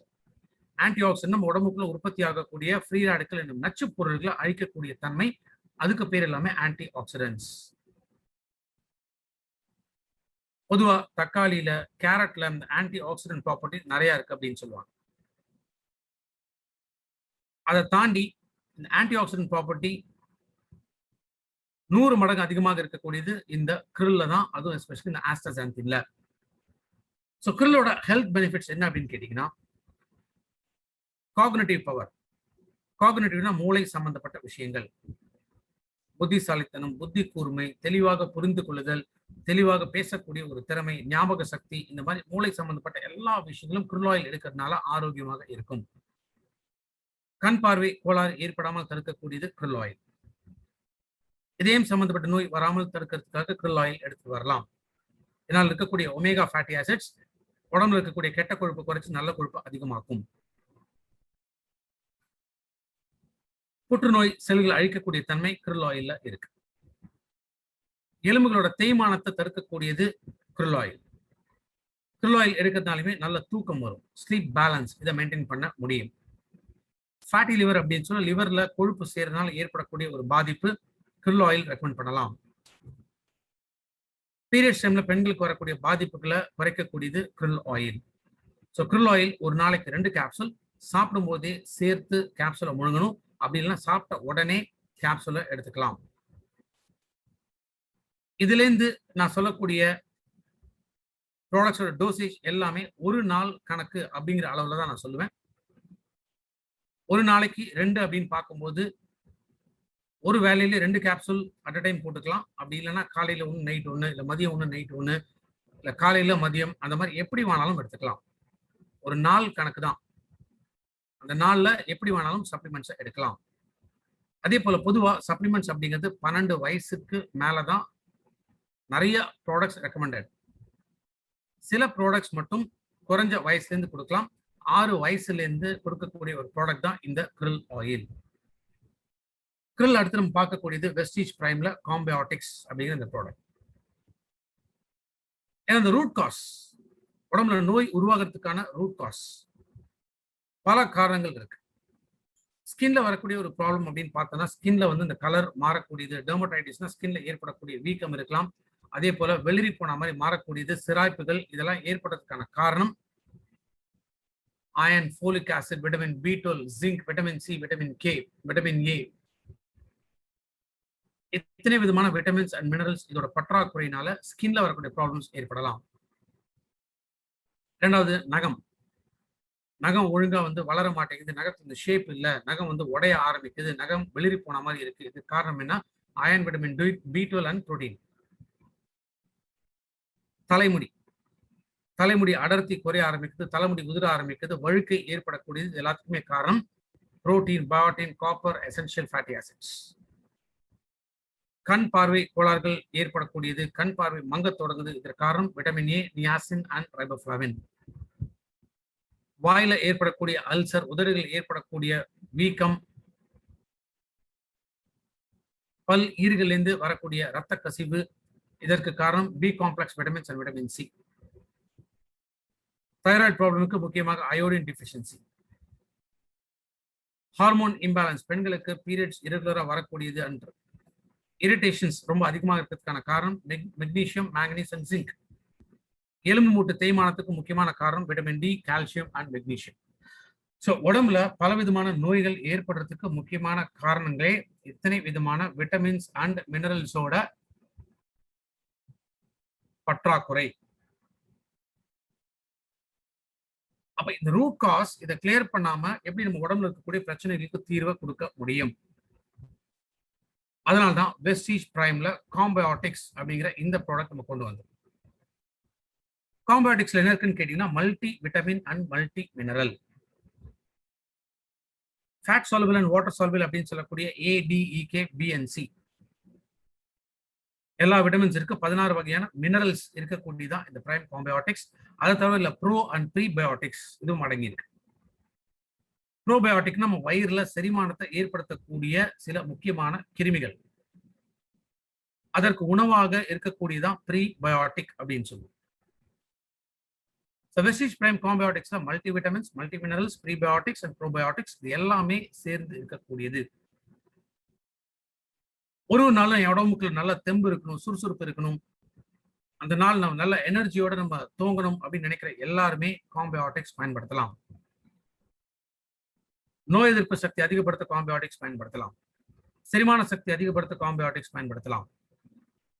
சர்க்கரை நோய் இருக்கிறவங்க, இதயம் சம்பந்தப்பட்ட நோய் இருக்குங்க, எலும்பு மூட்டு தேய்மானம் இருக்கிறவங்க காம்பியோட்டிக்ஸ் பயன்படுத்தலாம். அடிக்கடி அலர்ஜிக் ரியாக்ஷன்ஸ்னால சளி பிடிக்குது, காய்ச்சல் வருது, காம்பியோட்டிக்ஸ் பயன்படுத்தலாம்.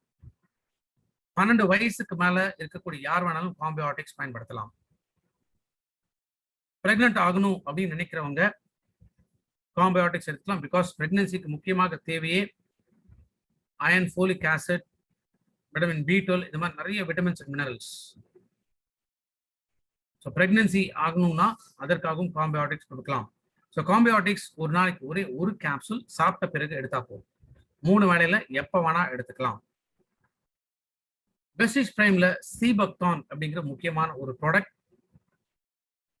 சீபக்தான் அப்படிங்கன்னா கடலுக்கும் இதுக்கும் ஏதோ ஒரு சம்பந்தம் இருக்கும் அப்படின்னு நினைக்க வேணாம். ரெண்டுத்துக்கு எந்த விதமான சம்பந்தமும் கிடையாது. குளிர்ந்த பகுதிகளில் இருக்கக்கூடிய புதர்கள்ல மண்டி கிடக்கக்கூடிய பழ வகை பெரி அப்படின்னு சொல்லுவோம். இந்த பெரிஸ் தான் சீபக்தான் அப்படின்னு பேர். இந்தியாவை பொறுத்த வரைக்கும் ஹிமாலயாஸ்ல தான் முக்கியமாக இந்த சீபக்தான் இந்த பழம் விளையுது. இதுக்கு நிறைய பழங்காலத்து குறிப்புகளும் கொடுக்குறாங்க. இன்ஃபேக்ட் நம்மளுடைய DRDO டிஃபென்ஸ் ஆர்கனைசேஷன் பார்டர்ல இருக்கக்கூடிய சோல்ஜர்ஸ்க்கு சீபக்தான் மூலமா தான் உணவு தயார் பண்ணி அனுப்புவாங்களாம். ஏன்னா அவ்வளோ எனர்ஜி இந்த சீபக்தான்ல இருக்கு அப்படிங்கிறத கண்டுபிடிச்சிருக்காங்க. ஏன்னா சீபக்தான்ல என்னென்ன இருக்கு? முக்கியமா vitamins, vitamin K, vitamin C, vitamin A, vitamin E, vitamin B complex and vitamin P. Omega அப்படின்னு சொல்லக்கூடிய முக்கியமான ஒரு நல்ல கொழுப்பு. Omega 3, omega 6, omega 7 and 9. In fact இந்த ஒமேகாங்கிற ஒரு நல்ல கொழுப்பு நம்ம உடலுக்கு அதிகமாக தேவைப்படக்கூடிய நல்ல கொழுப்பா நம்ம உடம்புலால உற்பத்தி செய்ய முடியாது. உணவுகளிலிருந்து மட்டும்தான் இந்த ஒமேகா நமக்கு கிடைக்கும். எல்லா விதமான ஒமேகா ஃபேட்டி ஆசிட்ஸ் இருக்கக்கூடிய ஒரே உணவுப் பொருள் அது இந்த சீபக்தான் மட்டும்தான். அதே போல ஜிங்க், அயன், மெக்னீசியம் முக்கியமான மினரல்ஸ் சீபக்தான்ல இருக்கு. அமினோ ஆசிட்னா இது புரதச்சத்துக்கள். மெத்தியோனின், லூசின், லைசின், கிளைசின் இத்தனை விதமான ஊட்டச்சத்துக்கள் இருக்கக்கூடியது சீபக்தான். இன்னும் சிம்பிளா சொல்லலாம் அப்படின்னா 190 பயோ ஆக்டிவ் காம்பவுண்ட்ஸ் ஒரே ஒரு பெரி பழத்துல 190 ஆக்டிவ் எலிமெண்ட்ஸ் இருக்குங்கிறத கண்டுபிடிச்சிருக்காங்க. ஸோ சீபக்தான் யாருக்கெல்லாம் கொடுக்கலாம் அப்படின்னா ஒரு நாளும் நல்ல எனர்ஜி லெவல் அதிகமா இருக்கணும் அப்படின்னு நினைக்கிறவங்க சீபக்தான் பயன்படுத்தலாம். நம்மளுடைய கவனம், ஒரு வேலை செய்யறோமா, கவனம் அதிகமாக இருக்குன்னா சீபக்தான் பயன்படுத்தலாம். உடல் எடையை கட்டுப்படுத்த சீபக்தான் பயன்படுத்தலாம். நல்ல பசி எடுக்கணும், மன அழுத்தத்தை குறைக்கக்கூடியது, நல்ல தூக்கத்தை கொடுக்கக்கூடியது, செரிமான சக்தி அதிகப்படுத்தக்கூடியது, இது எல்லாத்துக்குமே சீபக்தான் பயன்படுத்தலாம். சர்க்கரை நோய் இருக்கிறவங்களுக்கு சீபக்தான் கொடுக்கலாம். இதயம் சம்பந்தப்பட்ட நோய் இருக்கிறவங்களுக்கு சீபக்தான் ரெக்கமெண்ட் பண்ணலாம். சரும சம்பந்தப்பட்ட நோய்களுக்கும் சீபக்தான் ரெக்கமெண்ட் பண்ணலாம். GERD அப்படின்னு சொல்லுவோம், கேஸ்ட்ரோ ஈசோஃபேஜியல் ரிஃப்ளக்ஸ் டிசீஸ். உணவு சாப்பிட்ட உடனே எதுக்கழிச்சிட்டு வெளியில வரும். ஈசோஃபேஜியல் அப்படின்னு சொல்லும், உணவு குழாய் அதுல இருந்து உணவு திரும்ப ரிட்டர்ன் ஆகிறது தான் இந்த ப்ராப்ளம். அந்த கண்டிஷன்ஸ்ல சீபக்தான் ரெக்கமெண்ட் பண்ணலாம். தைராய்டு ப்ராப்ளம் இருக்கிறவங்களுக்கும் சீபக்தான் ரெக்கமெண்ட் பண்ணலாம். ஹைப்பர், ஹைப்போ என்ன மாதிரி தைராய்டு கண்டிஷன்ஸ் இருந்தாலுமே சீபக்தான் கொடுக்கலாம். சீபக்தான் ஒரு நாளைக்கு 2 கேப்சூல் சாப்பிட்ட பிறகு எடுத்துட்டு வரணும். இன்ஃபேக்ட் இப்ப இருக்கக்கூடிய கரண்ட் சூழ்நிலை, இந்த கரண்ட் சூழ்நிலைங்கிறது இந்த COVID-19 நோய் முக்கியமாக இதில் இருக்கக்கூடிய மினரல்ஸ், விட்டமின்ஸ், கோவிட்-19 அகைன்ஸ்டா நம்ம உடல் போராடக்கூடிய சக்தியை கொடுக்கக்கூடியது. டெய்லியே சீபக்தான் நம்ம 2 கேப்சூல் எடுத்துட்டு வரதுனால நோய் எதிர்ப்பு சக்தி பல மடங்கு அதிகமாகும். அடுத்து நம்ம பார்க்கக்கூடியது மெட்டாமைன் அப்படிங்கிற இந்த ப்ராடக்ட்.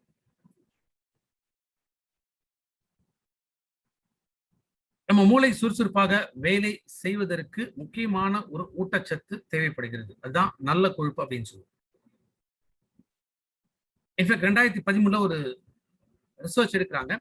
அந்த ரிசர்ச்ல பார்க்கும்போது ஒரு மனிதனுடைய கவனம் ஒரு விஷயத்துல எத்தனை நேரம் இருக்கும் அப்படின்னு கேட்டீங்கன்னா 12 செகண்ட் தான் மேக்சிமம் இருக்கும்.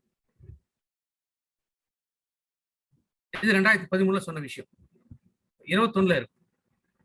இத்தனை ஆண்டுகள் கழிச்சு போன வருஷம் சொல்லக்கூடிய ரிப்போர்ட் என்னன்னு கேட்டீங்கன்னா, ஒரு மனிதனால 8 செகண்டுக்கு மேல ஒரு விஷயத்துல கவனம் செலுத்த முடியறது இல்ல அப்படின்னு சொல்றாங்க. இன்ஃபேக்ட் ஒரு கோல்டு ஃபிஷ் கூட 9 செகண்ட் இருக்கு.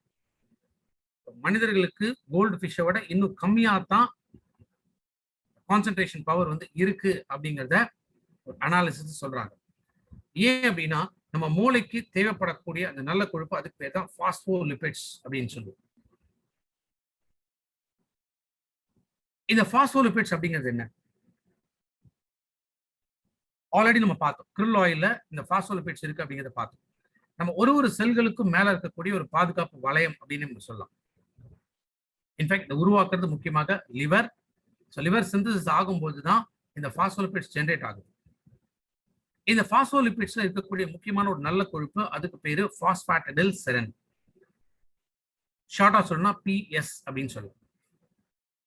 மெட்டாமைன்ல என்ன இருக்கு அப்படின்னு கேட்டா இந்த PS இருக்கு அப்படின்னு நம்ம சொல்லுவோம். ஏன்னா இந்த PS பொறுத்த வரைக்கும் கல்லீரலை விட மூளையை விட மூளைக்கு 6 மடங்கு அதிகமாக தேவைப்படுகிறது.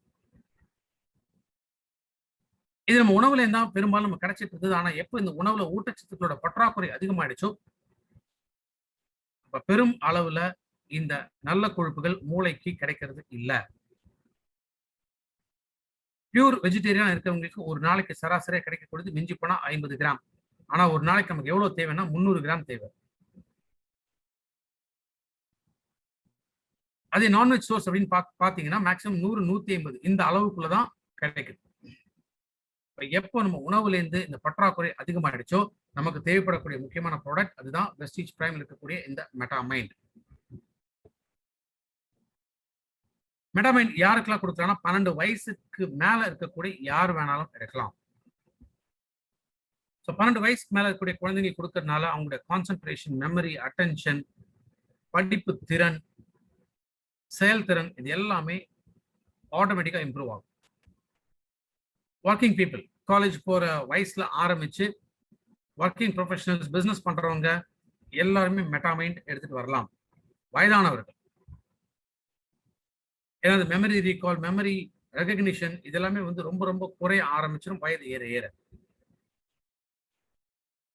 சீனியர் சிட்டிசன்ஸ் அவங்களுக்காகவும் மெட்டாமைன் ரெக்கமெண்ட் பண்ணலாம். மெட்டாமைன் இதுல இருக்கக்கூடிய எக்ஸலண்டான வெனிலா அண்ட் சாக்லேட் ஃபிளேவர்.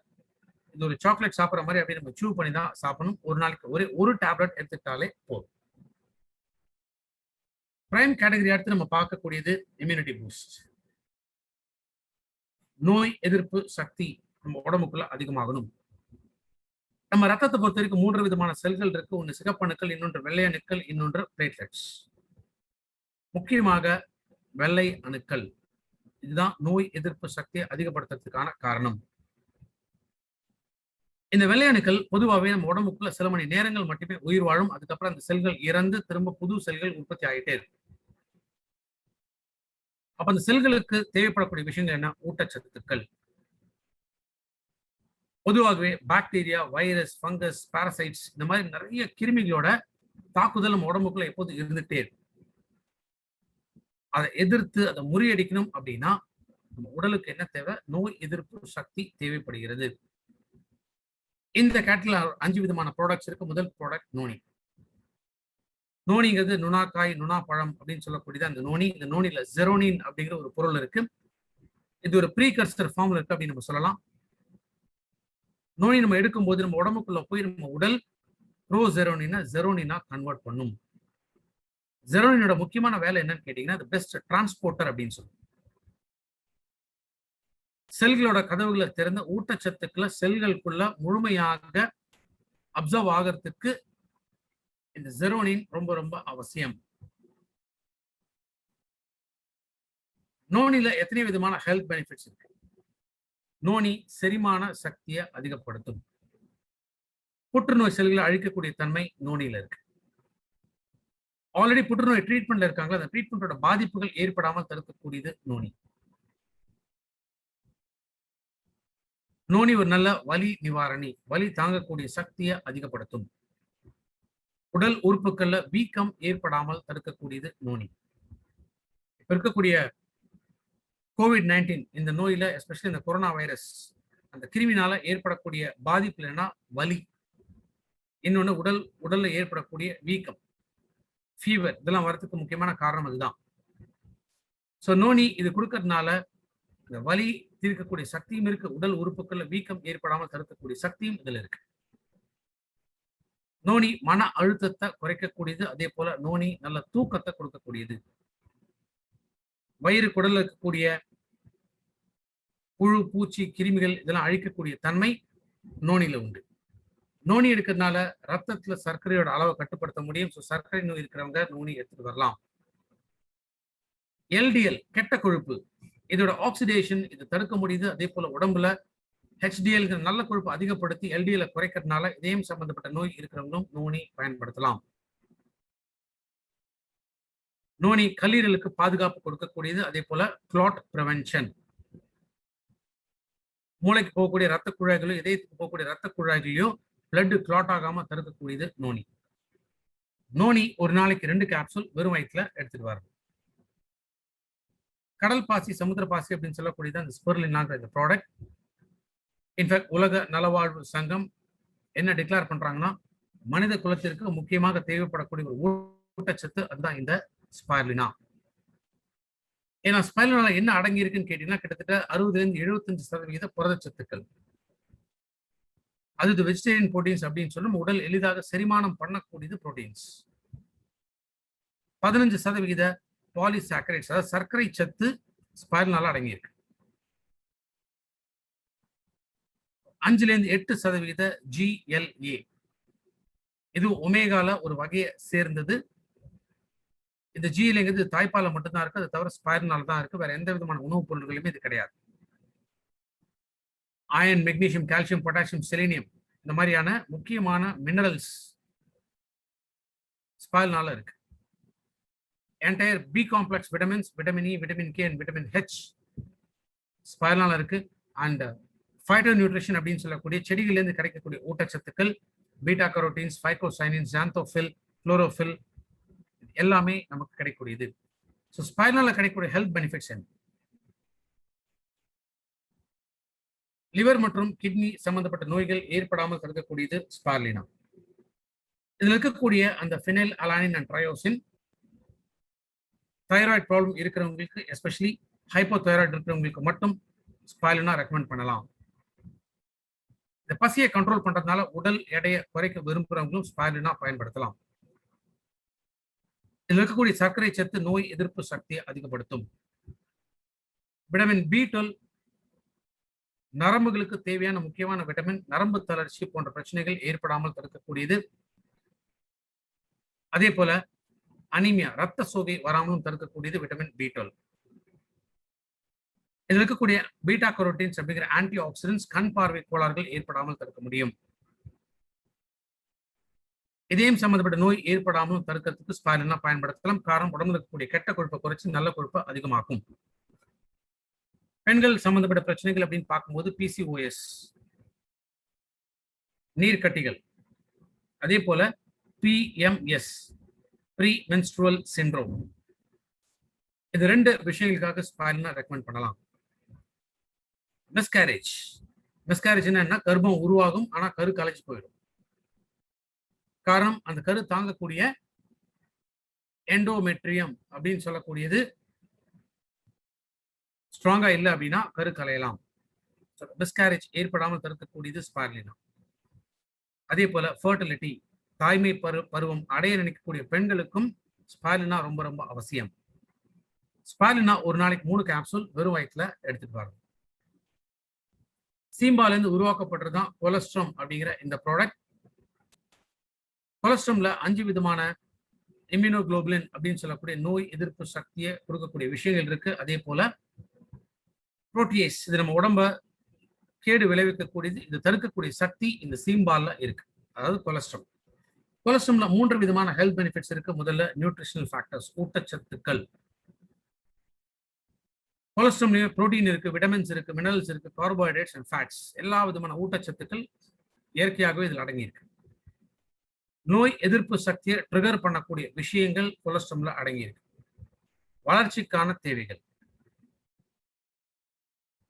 நல்ல ஹைட் வேணும், வெயிட் வேணும், பாடி கரெக்டா வளரணும் அப்படின்னு நினைக்கிறவங்க கொலஸ்ட்ரம் பயன்படுத்தலாம். ஸோ கொலஸ்ட்ரம் எடுக்கிறதுனால உடல் உறுப்புகள்ல வீக்கம் ஏற்படாமல் தடுக்க முடியும். அதே போல அலர்ஜினால ஏற்படக்கூடிய பாதிப்புகளும் வராமல் தடுக்கக்கூடியது. நோய் எதிர்ப்பு சக்தியை அதிகப்படுத்தும்.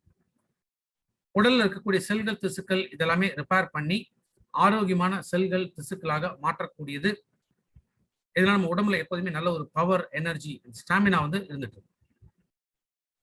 ஸ்கின் எலாஸ்டிசிட்டி, ஸ்கின்னுக்கு தேவைப்படக்கூடிய இந்த பொலிவை கொடுக்கக்கூடியது கொலஸ்ட்ரம். ஞாபக சக்தியை அதிகப்படுத்தக்கூடியது கொலஸ்ட்ரம். ஊட்டச்சத்துக்களோட இந்த அப்சார்ப்ஷன் லெவல்ஸை இன்க்ரீஸ் பண்ணக்கூடியது கொலஸ்ட்ரம். கொலஸ்ட்ரம் ஒரு நாளைக்கு 2 கேப்சூல் வெறும் வயிற்றுல எடுத்துட்டு வரும். சோத்து கற்றாழை அப்படின்னு சொல்லக்கூடியது அலோவேராங்க இந்த ப்ராடக்ட். அலோவேரால 20 வகையான அமினோ ஆசிட் அப்படின்னு சொல்லக்கூடிய புரதச்சத்துக்கள் இருக்கு. 200க்கும் மேற்பட்ட மருத்துவ குணங்கள் இதுல அடங்கி இருக்கு.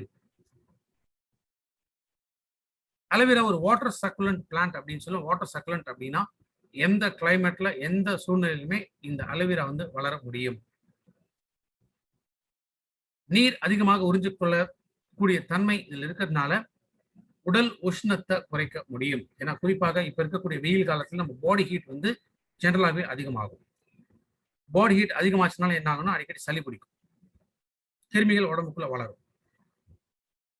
அந்த உடல் உஷ்ணத்தை தடுக்கக்கூடியது அலோவேரா. பாடியோட பிஹெச் பேலன்ஸ் இது ரொம்ப ரொம்ப இம்பார்ட்டன்ட். நம்ம பாடியை பொறுத்த வரைக்கும் நம்ம பிஹெச் பேலன்ஸ் அப்படிங்கிறது ஆல்கலைன், கரியமிலத்தன்மையாக இருக்கணும். மோஸ்ட்லி நம்ம பாடி எப்படி இருக்குன்னா அமிலத்தன்மை அதிகமாக இருக்கும். அமிலத்தன்மையிலிருந்து கரியமிலத்தன்மையாக மாற்றக்கூடியது அலோவேரா. அலோவேரா எடுக்கிறதுனால அதுல விட்டமின் ஏ இருக்கு. கண் பார்வைக்கு முக்கியமா விட்டமின் ஏ தேவை. விட்டமின் இ இருக்கு. விட்டமின் இ அப்படின்னால ஸ்கின் ரிலேட்டட் ப்ராப்ளம், முகப்பொருள்ல இருந்து சொரியாசிஸ் வரைக்கும் பலதரப்பட்ட ஸ்கின் ரிலேட்டட் நோய்கள் வராமல் தடுக்கக்கூடியது அலோவேரா. விட்டமின் ஹெச் இருக்கு. விட்டமின் ஹெச் அப்படின்னால தலைமுடி வளர்ச்சிக்கு சப்போர்ட் பண்ணக்கூடிய விட்டமின்ஸ். தலைமுடி சம்பந்தப்பட்ட ப்ராப்ளம் இருந்தாலும் அலோவேரா பயன்படுத்தி வரலாம். அலோவேரா பல் ஈறுகள்ல வரக்கூடிய நோய்கள் வராமல் தடுக்கக்கூடியது. அலோவேரா பசியை தூண்டும். ஏன்னா பசி எடுத்து சாப்பிட்டாதான் உணவு உடம்புல ஒட்டும் அப்படின்னு சொல்லுவோம். அலோவேரா எடுக்கிறதுனால மலச்சிக்கல் வராமல் தடுக்க முடியும். நோய் எதிர்ப்பு சக்தியை அதிகப்படுத்தக்கூடியது. அதே போல உடம்புல ரத்தம் மற்றும் ரத்தத்துல சர்க்கரை மற்றும் கொழுப்போட அளவுகளை கட்டுப்படுத்தக்கூடியது. சர்க்கரை மற்றும் இதயம் சம்பந்தப்பட்ட நோய் இருக்கிறவங்களுக்கும் அலோவேரா ரெக்கமெண்ட் பண்ணலாம். பாடி மெட்டபாலிசம் இம்ப்ரூவ் பண்ணக்கூடியது அலோவேரா. மெட்டபாலிசம் அப்படின்னா நம்ம சாப்பிடக்கூடிய உணவு முறையாக செரிமானம் ஆகணும், ஊட்டச்சத்துக்களாக மாற்றப்படணும். அந்த ஊட்டச்சத்துக்களை உடல் முழுமையாக பயன்படுத்த தெரியணும். இந்த சிஸ்டம் இது கரெக்டா நடக்கிறதுக்கு அலோவேரா தேவைப்படும். அலோவேரா ஒரு நாளைக்கு 2 கேப்சூல் வெறும் வயிற்றுல எடுத்துட்டு வரணும். விட்டமின் சியோட ரிச் சோர்ஸ் அப்படின்னு சொன்னா அதுதான் இந்த ஆம்லா. ஆம்லாங்கிறதுனா முழு நெல்லிக்காய். விட்டமின் சி பொறுத்த வரைக்கும் இந்த ரிச் சோர்ஸ் நம்ம கிடைச்சிச்சுனால 2 முக்கியமான பெனிஃபிட்ஸ் கிடைக்கும். ஒன்னு அப்சார்ப்ஷன், எது எடுத்துக்கிட்டாலுமே அது முழுமையாக செல்களை சென்று அடையும். இரண்டாவது விட்டமின் சிக்கு நோய் எதிர்ப்பு சக்தியை அதிகப்படுத்தக்கூடிய தன்மை உண்டு. அலர்ஜி இதெல்லாம் ஏற்படாமல் தடுக்கக்கூடியது ஆம்லா. ஆம்லா எடுக்கிறதுனால தலைமுடி பாதிப்புகள் ஏற்படாமல் தடுக்கலாம். தலைமுடி உதிர்வு, முடிக்கால்கள் பலப்படுத்தக்கூடியது, இல்லைன்னா இள நரை போன்ற பாதிப்புகள் வராமல் தடுக்கக்கூடியது ஆம்லா. கண் பார்வை கோளாறுகள் ஏற்படாமல் தடுக்கக்கூடியது ஆம்லா. செரிமான சக்தியும் அதிகப்படுத்தக்கூடியது amla. Pre menstrual syndrome, periods வரத்துக்கு ஒரு வாரத்துக்கு முன்னாடி இருக்கக்கூடிய உடல் சோர்வு, மன அழுத்தம் வராமல் தடுக்கக்கூடியது ஆம்லா. புற்றுநோய் செல்களை அழிக்கக்கூடிய தன்மையும் ஆம்லாக்கு உண்டு. ஆம்லாக்கும் ரத்தத்துல சர்க்கரை மற்றும் கொழுப்போட அளவுகளை கட்டுப்படுத்தக்கூடியது. சிறுநீர் பை, யூரினரி பிளாடர், கால் பிளாடர், பித்தப்பை, இதுல இருக்கக்கூடிய கல், இந்த கல்லை உடைக்கக்கூடிய தன்மை ஆம்லாக்கு உண்டு. ஆம்லா இருக்கிறதுனால எலும்புகளோட தேய்மானம், ஆஸ்டியோபோரோசிஸ் இல்ல ஆர்த்ரைட்டிஸ் அப்படின்னு சொல்லும் இந்த பாதிப்புகள் ஏற்படாமல் தடுக்கக்கூடியது. முக்கியமாக ப்ரீ மெச்சூர் ஏஜிங், இளமையில் முதுமை. ஏன்னா இளமையில் முதுமை அப்படின்னு பார்க்கும்போது என்ன ஆகுது, எப்ப ஏஜிங் அட்வான்ஸ் ஆகுதோ நோய்களும் அட்வான்ஸ் ஆகுது. ஸோ இளமையில் முதுமை ஏற்படாமல் தடுக்கக்கூடியது ஆம்லா. ஆம்லா ஒரு நாளைக்கு 2 கேப்சூல் வெறும் வயிற்றுல எடுத்துட்டு வரணும். அடுத்து நம்ம பார்க்கக்கூடிய கேட்டகரி இதுதான் கார்டியோ கேர். சர்க்குலேட்டரி சிஸ்டம், இது நம்ம உடம்புல இருக்கக்கூடிய முக்கியமான ஒரு சிஸ்டம். இந்த சிஸ்டம் என்ன பண்ணும் அப்படின்னா, உச்சி முதல் உள்ளங்கால் வரைக்கும் ரத்த ஓட்டத்தை கொண்டு போகும். அந்த ரத்த ஓட்டம் போகும்போது ஊட்டச்சத்துக்களும் செல்களுக்கு கிடைக்கும். அதே போல உடல் வெப்பம் இதையுமே மெயின்டைன் பண்ணக்கூடியதான் இந்த சர்க்குலேட்டரி சிஸ்டம். இந்த சர்க்குலேட்டரி சிஸ்டம் இருக்கக்கூடிய முக்கியமான உறுப்புகள் ஒண்ணு இதயம், ரத்த குழாய்கள், ரத்தம். இது மூணுமே எப்போதுமே ஆரோக்கியமாக இருக்கணும். இது இருந்துச்சுன்னா தான் ஹார்ட்டை பம்ப் பண்ணும்போது பிளட் நம்ம உடம்பு முழுக்க சர்க்குலேட் ஆகும். அதுல இருந்து ஊட்டச்சத்துக்களோட சப்ளை அப்படிங்கிறது ஏற்படும். பொதுவாக நம்ம உடம்புக்குள்ள இதயம் சம்பந்தப்பட்ட நோய்கள் எதனால ஏற்படக்கூடியதா 2 காரணங்கள். ஒண்ணு, கெட்ட கொழுப்பு ரத்த குழாய்கள்ல போய் படிய ஆரம்பிக்கிறது. ஏன்னா அந்த கொழுப்பு அப்படிங்கிறது ஒரு மாதிரி பிசின் மாதிரி ஒட்டக்கூடிய தன்மை உண்டு. அப்ப இந்த கொழுப்பு ரத்த குழாய்கள்ல போய் படிப்படியா ஒட்ட ஆரம்பிக்கும் போது ரத்த ஓட்டம் குறைய ஆரம்பிக்கும். ஒரு ஸ்டேஜ்ல கொழுப்பு ரத்த குழாய்களை முழுமையாக அடைப்பை ஏற்படுத்தும். அதனால வரக்கூடிய ஒரு ப்ராப்ளம் அதுதான் coronary artery disease. Coronary artery அப்படிங்கிறது இதயத்திற்கு நல்ல ரத்தம் கொண்டு போகக்கூடிய முக்கியமான ஒரு ரத்த குழாய். இந்த ரத்த குழாயில் அடைப்பு ஏற்படும் போது என்ன ஆகுது, மயோகார்டியல் இன்ஃபாக்ஷன், ஹார்ட் அட்டாக் ஏற்படுகிறது. இரண்டாவது, ஹார்டனிங், ரத்த குழாய்களோட இந்த விரிவுத்தன்மை குறைஞ்சி பிளாஸ்டிக் மாதிரி அப்படியே ஹார்ட் ஆயிடும். ஸோ அந்த ரத்த ஓட்டம், அந்த பிளெக்சிபிலிட்டி எதுவுமே ஏற்படாது. பலவிதமான இதயம் சம்பந்தப்பட்ட நோய்கள் ஏற்படுறதுக்கு அடிப்படையான காரணம் முக்கியமாக இந்த கொழுப்பு. ஸோ இந்த கொழுப்பை கரைக்கணும் அப்படின்னா அதுதான் ஃபிளாக்ஸ் ஆயில். ஃபிளாக்ஸ் அப்படிங்கிறது ஆளி விதைகள் அப்படின்னு சொல்லும். இதுல இருந்து எடுக்கக்கூடிய எண்ணெய் லின்சீட் ஆயில் அப்படின்னு சொல்லக்கூடியது. இந்த லின்சீட் ஆயிலுக்கு ரத்த குழாய்கள்ல கொழுப்பை கரைக்கக்கூடிய தன்மை உண்டு. ஸோ கொழுப்பை கரைச்சிச்சுனாலே ரத்த ஓட்டம் சீராகும். ரத்த ஓட்டம் சீராச்சுனாலே ஆட்டோமேட்டிக்கா உயர் ரத்த அழுத்தம் இது நார்மல் லெவல்ஸ்க்கு இறங்கும். பிளாக்ஸ்ல என்ன இருக்குன்னு கேட்டீங்கன்னா, நார்ச்சத்து அதிகமா இருக்கு, சர்க்கரை சத்து ரொம்ப ரொம்ப குறையுது.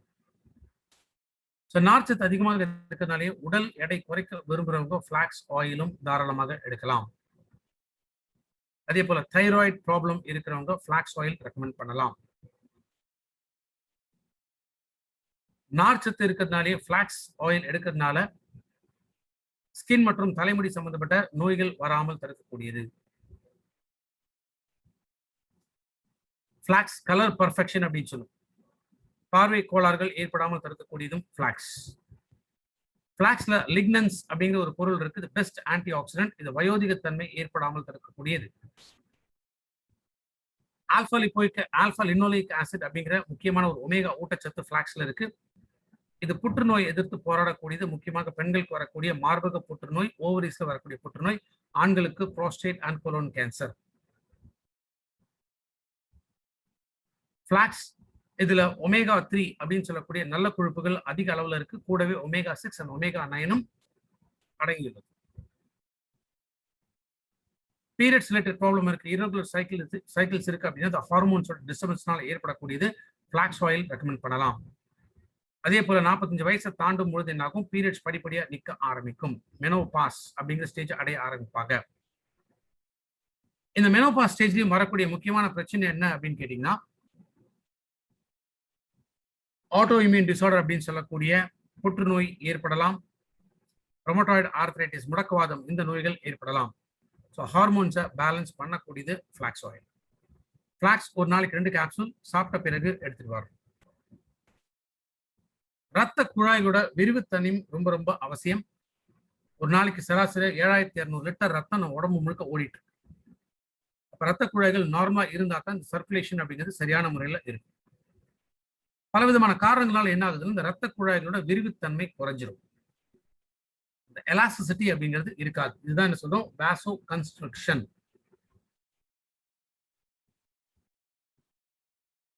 எல் ஆர்ஜினின் அப்படிங்கிறது ஒரு இயற்கையான ஒரு பொருள்.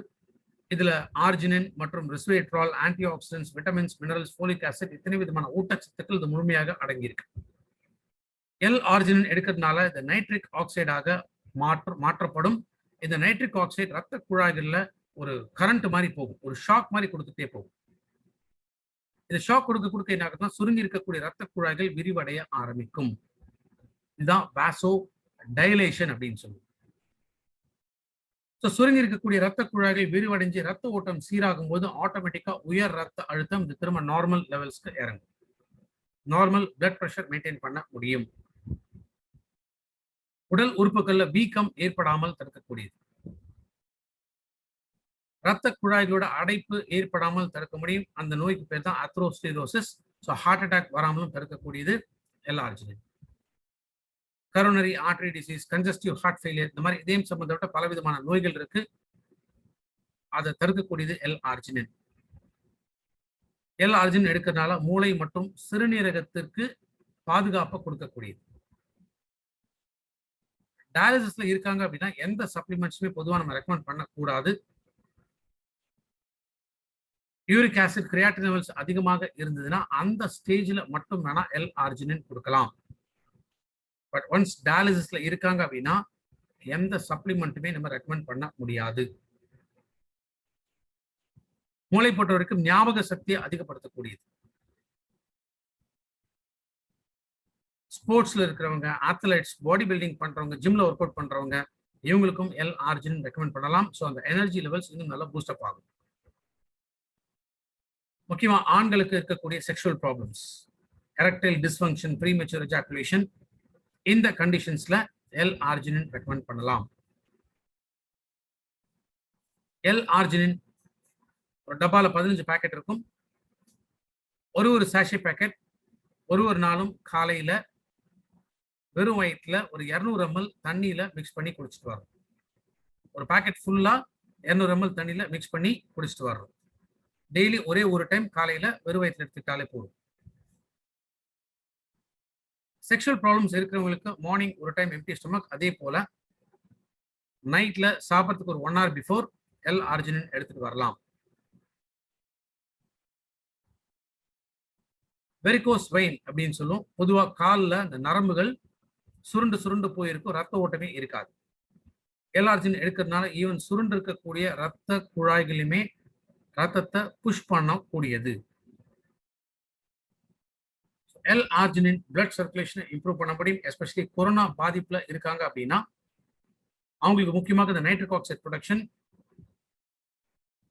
அந்த ரத்த குழாய்கள் இதெல்லாமே விரிவடைய செய்யும். ஆக்சிஜன் சப்ளையை அதிகப்படுத்தக்கூடியது.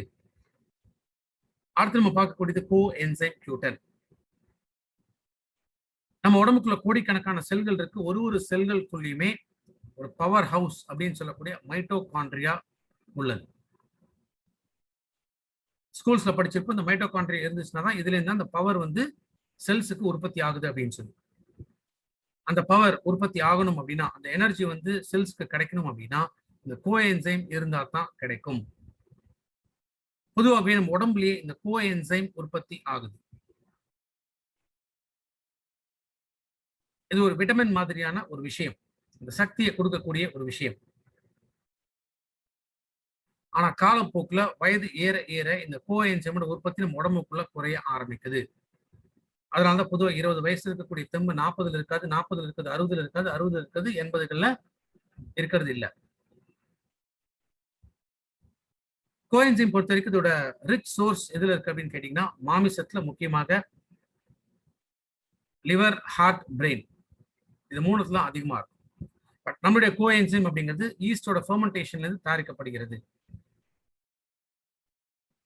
கோஎன்சைம் பொறுத்த வரைக்கும் நம்ம உடம்புல இருக்கக்கூடிய எல்லா உறுப்புகளுக்குமே தேவைப்படக்கூடியது.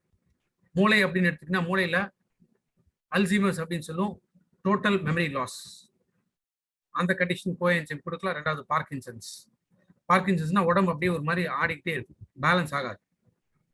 மூன்றாவது மைக்ரேன் ஹெட்ரேக், இந்த கண்டிஷன்ஸ்ல கோஎன்சைம் ரெக்கமெண்ட் பண்ணலாம். அடுத்ததா லிவர், கல்லீரல் சம்பந்தப்பட்ட பிரச்சனைகளுக்கு கோஎன்சைம் கொடுக்கலாம். நுரையீரல் சம்பந்தப்பட்ட ப்ராப்ளம் வராமல் தடுக்கக்கூடியது கோஎன்சைம். 90% ஹார்ட் மசில்ஸ்க்கு கோஎன்சைம் தேவைப்படும். காரணம், ஹார்ட்டோட முக்கியமான வேலையை என்னன்னா பம்பிங் தான். ஸோ ஹார்ட் மசில்ஸ்க்கு அந்த ஸ்ட்ரென்த், அந்த எனர்ஜி, அந்த பவர் இருந்துச்சுன்னா தான் பம்பிங் வந்து கரெக்டாக இருக்கும். அதனால இந்த கார்டியோ கேர்ல கொண்டு வந்திருக்கும். அதே போல கணையத்தில் ஏற்படக்கூடிய வீக்கம் வராமல் தடுக்க முடியும். விந்தணுக்கள் சம்பந்தப்பட்ட பிரச்சனை இருக்கிறவங்களுக்கும் கோஎன்சைம் ரெக்கமெண்ட் பண்ணலாம். சருமத்தில் ஏற்படக்கூடிய நோய்கள், முக்கியமாக சொரியாசிஸ் மாதிரியான கண்டிஷன்ஸ்ல கோஎன்சைம் ரெக்கமெண்ட் பண்ணலாம். கோஎன்சைம் ஒரு நாளைக்கு 2 கேப்சூல் சாப்பிட்ட பிறகு எடுத்துட்டு வரணும். இன்னைக்கு மார்க்கெட்ல எத்தனையோ கோகோனட் ஆயில், எத்தனையோ பிராண்ட்ஸ் வந்து இன்னைக்கு அவைலபிளா இருக்கு. அதை தாண்டி ஏன் வெஸ்டீஜ்ல கோகோனட் ஆயில் அப்படிங்கிறத கொண்டு வந்தோம், அதுவும் கேப்சூல் ஃபார்ம்ல எதுக்காக நம்ம கொண்டு வந்தோம்? இன்னைக்கு மார்க்கெட்ல கிடைக்கக்கூடிய கோகோனட் ஆயிலுக்கும் வெஸ்டீஜ் கோகோனட் ஆயிலுக்கும் எத்தனையோ வித்தியாசம் இருக்கு. ஏன்னா மார்க்கெட்ல கிடைக்கக்கூடிய அந்த கோகோனட் ஆயில் அப்படிங்கிறது கொப்பர்ல இருந்து தயார் பண்ணக்கூடியது, அதுவும் ஹீட் ட்ரீட்மெண்ட் பண்ணி தான் அந்த எண்ணெயை வந்து உற்பத்தி செய்யறாங்க. அந்த மாதிரி எடுக்கக்கூடிய எண்ணெயில கெட்ட கொழுப்புகள் ரொம்ப ரொம்ப அதிகம். அப்ப நம்மளுடைய கோகோனட் ஆயிலுக்கு பேர் என்ன? Virgin coconut oil. ஒரு தேங்காய் முழு வளர்ச்சி அடையும் பொழுது அந்த வெள்ளை கலர் பகுதி, இதை வந்து கர்னல் அப்படின்னு சொல்லுவோம். எப்ப அது முழு வளர்ச்சி இந்த தேங்காய் அடையுதோ, அதுல இருந்து கோல்ட் ட்ரீட்மெண்ட் பண்ணி எடுக்கக்கூடிய எண்ணெய்க்கு பேர் தான் வர்ஜின் கோகோனட் ஆயில். இந்த மாதிரி எடுக்கக்கூடிய எண்ணெயில நல்ல கொழுப்புகள் ரொம்ப ரொம்ப அதிகம். அந்த எண்ணெய்க்கு, அந்த வர்ஜின் ஆயில் அப்படின்னு சொல்லக்கூடிய அந்த எண்ணெய் தான் Vestige coconut oil. Vestige coconut oil இருக்கக்கூடியது alpha lipoic acid and medium chain triglycerides. இதனால மூளைக்கு, கல்லீரலுக்கு, இதயத்திற்கு இன்ஸ்டன்டா இந்த எனர்ஜியை வந்து கொடுக்கக்கூடியது. ரத்த குழாய்கள் இருக்கக்கூடிய கெட்ட கொழுப்பு குறைச்சி நல்ல கொழுப்பு அதிகப்படுத்துறதுனால இதயம் சம்பந்தப்பட்ட நோய்கள் ஏற்படாமல் தடுக்க முடியும். உடலுக்கு தேவைப்படக்கூடிய முக்கியமான நல்ல கொழுப்புகள் இதுல அடங்கி இருக்கு. Vitamin E and lauric acid இதுல இருக்கிறதுனால சருமம் சம்பந்தப்பட்ட நோய்கள் ஏற்படாமல் தடுக்க முடியும். அதே போல தலைமுடி சம்பந்தப்பட்ட பிரச்சனைகளும் வராமல் தடுக்க முடியும். ஸ்கின் ரிலேட்டட் ப்ராப்ளம் ஏற்படாமல், முக்கியமாக அந்த ஃபிளேக்கி ஸ்கின் அப்படின்னு சொல்லுவோம், அங்கங்க வெடிப்பா வரக்கூடியது, அது வராமல் தடுக்கக்கூடியது வெஸ்டீஜ் கோகோனட் ஆயில். இதுல இருக்கக்கூடிய பெஸ்ட் ஆன்டி ஆக்சிடென்ட், நம்ம உடம்புல நச்சுப்பொருள் உருவாகாமல் தடுக்கக்கூடிய, அதே போல நல்ல கிருமி நாசினி, பாக்டீரியா, ஃபங்கஸ், வைரஸ், இந்த கிருமினால ஏற்படக்கூடிய நோய்கள் வராமல் தடுக்கக்கூடியது. ஈவன் இப்ப இருக்கக்கூடிய கொரோனா பாதிப்புல வெஸ்டீஜ் கோகோனட் ஆயில் இந்த ப்ராடக்டும் ரொம்ப ரொம்ப எசென்சியல். பசியை தூண்டக்கூடியது, உடல் எடையை குறைக்க முடியும். அதே போல தைராய்டு ப்ராப்ளம் இருக்கிறவங்களும் வெஸ்டீஜ் கோகோனட் ஆயில் தாராளமாக பயன்படுத்தலாம். ஸோ நம்முடைய கோகோனட் ஆயில் பொறுத்த வரைக்கும் ஒரு நாளைக்கு 1 கிராம் அளவுக்கு தேவைப்படுகிறது. அப்போ 2 to 4 கேப்சூல் வரைக்கும் ஒரு நாளைக்கு எடுத்துக்கலாம். வெஸ்டீஜ் கோகோனட் ஆயில் இது சாப்பிடும் போதே கேப்சூலை சேர்த்து முழுங்கலாம். அப்படி இல்லைன்னா சாப்பிட்டு உடனே கேப்சூல்ஸை நம்ம முழுங்கிடலாம். இத்தனை விதமான ஹெல்த் பெனிஃபிட்ஸ் இருக்கக்கூடியதான் இந்த Vestige coconut oil. So dear friends, இது வரைக்கும் நம்ம பார்த்த ப்ராடக்ட்ஸ், ஒரு கேட்டகரிக்குள்ள நம்ம ஒரு ப்ராடக்ட் செக்மெண்ட் அப்படிங்கிறது நம்ம பார்த்துருக்கோம். இது எல்லாமே எங்க நம்ம ஃபிட் பண்ணோம் அப்படின்னா, அந்த 5 தூண்களுக்குள்ள ஒரு கேட்டகரியும் ஒரு தூண்களுக்குள்ள அப்படின்னு நம்ம ஃபிக்ஸ் பண்ணணும். வெஸ்டீஜ் பிரைம் அப்படிங்கிறது நம்ம பார்த்தோம். இந்த பிரைம் பொறுத்த வரைக்கும் ஹார்மோன்ஸ், என்சைம்ஸ் இதெல்லாமே ஆக்டிவேட் பண்ணக்கூடிய ப்ராடக்ட் ரேஞ்சஸ். 5வது தூணுக்கு அது பொருந்தும். அடுத்ததா இம்யூனிட்டி பூஸ்ட். இம்யூனிட்டி பூஸ்ட் பொறுத்த வரைக்கும் அந்த நியூட்ரிஷன், அந்த இடத்துல இந்த பொருட்கள் எல்லாமே தேவைப்படும். ஸ்பாயிலனா இருக்கலாம், கொலஸ்ட்ரால் இருக்கலாம், நோனி இருக்கலாம், எல்லாமே நம்ம உடலுக்கு ஊட்டச்சத்துக்கள் கொடுக்கும். ஊட்டச்சத்துக்கள் கிடைக்கிறதால நோய் எதிர்ப்பு சக்தி அதிகமாகும். அதே போல இப்ப நம்ம பார்க்கக்கூடிய ஒரு பகுதி தான் அது இந்த 4வது தூணா இருக்கக்கூடிய பாடி சிஸ்டம். ஏன்னா சர்க்கரை சத்தும் கொழுப்பு சத்து நம்ம உடம்புக்குள்ள நிறைய தேவைப்படக்கூடிய முக்கியமான ஊட்டச்சத்துக்கள். ஆனா இதுல ஏற்படக்கூடிய பாதிப்புகள் அது நோயாக மாற்றக்கூடியது. அதனாலதான் இந்த பாடி சிஸ்டம் அப்படிங்கிறது ஹெல்த்தியா இருக்கணும். ஸோ ஃபர்ஸ்ட் டே செஷன் இதோட இப்ப நம்ம கம்ப்ளீட் பண்ண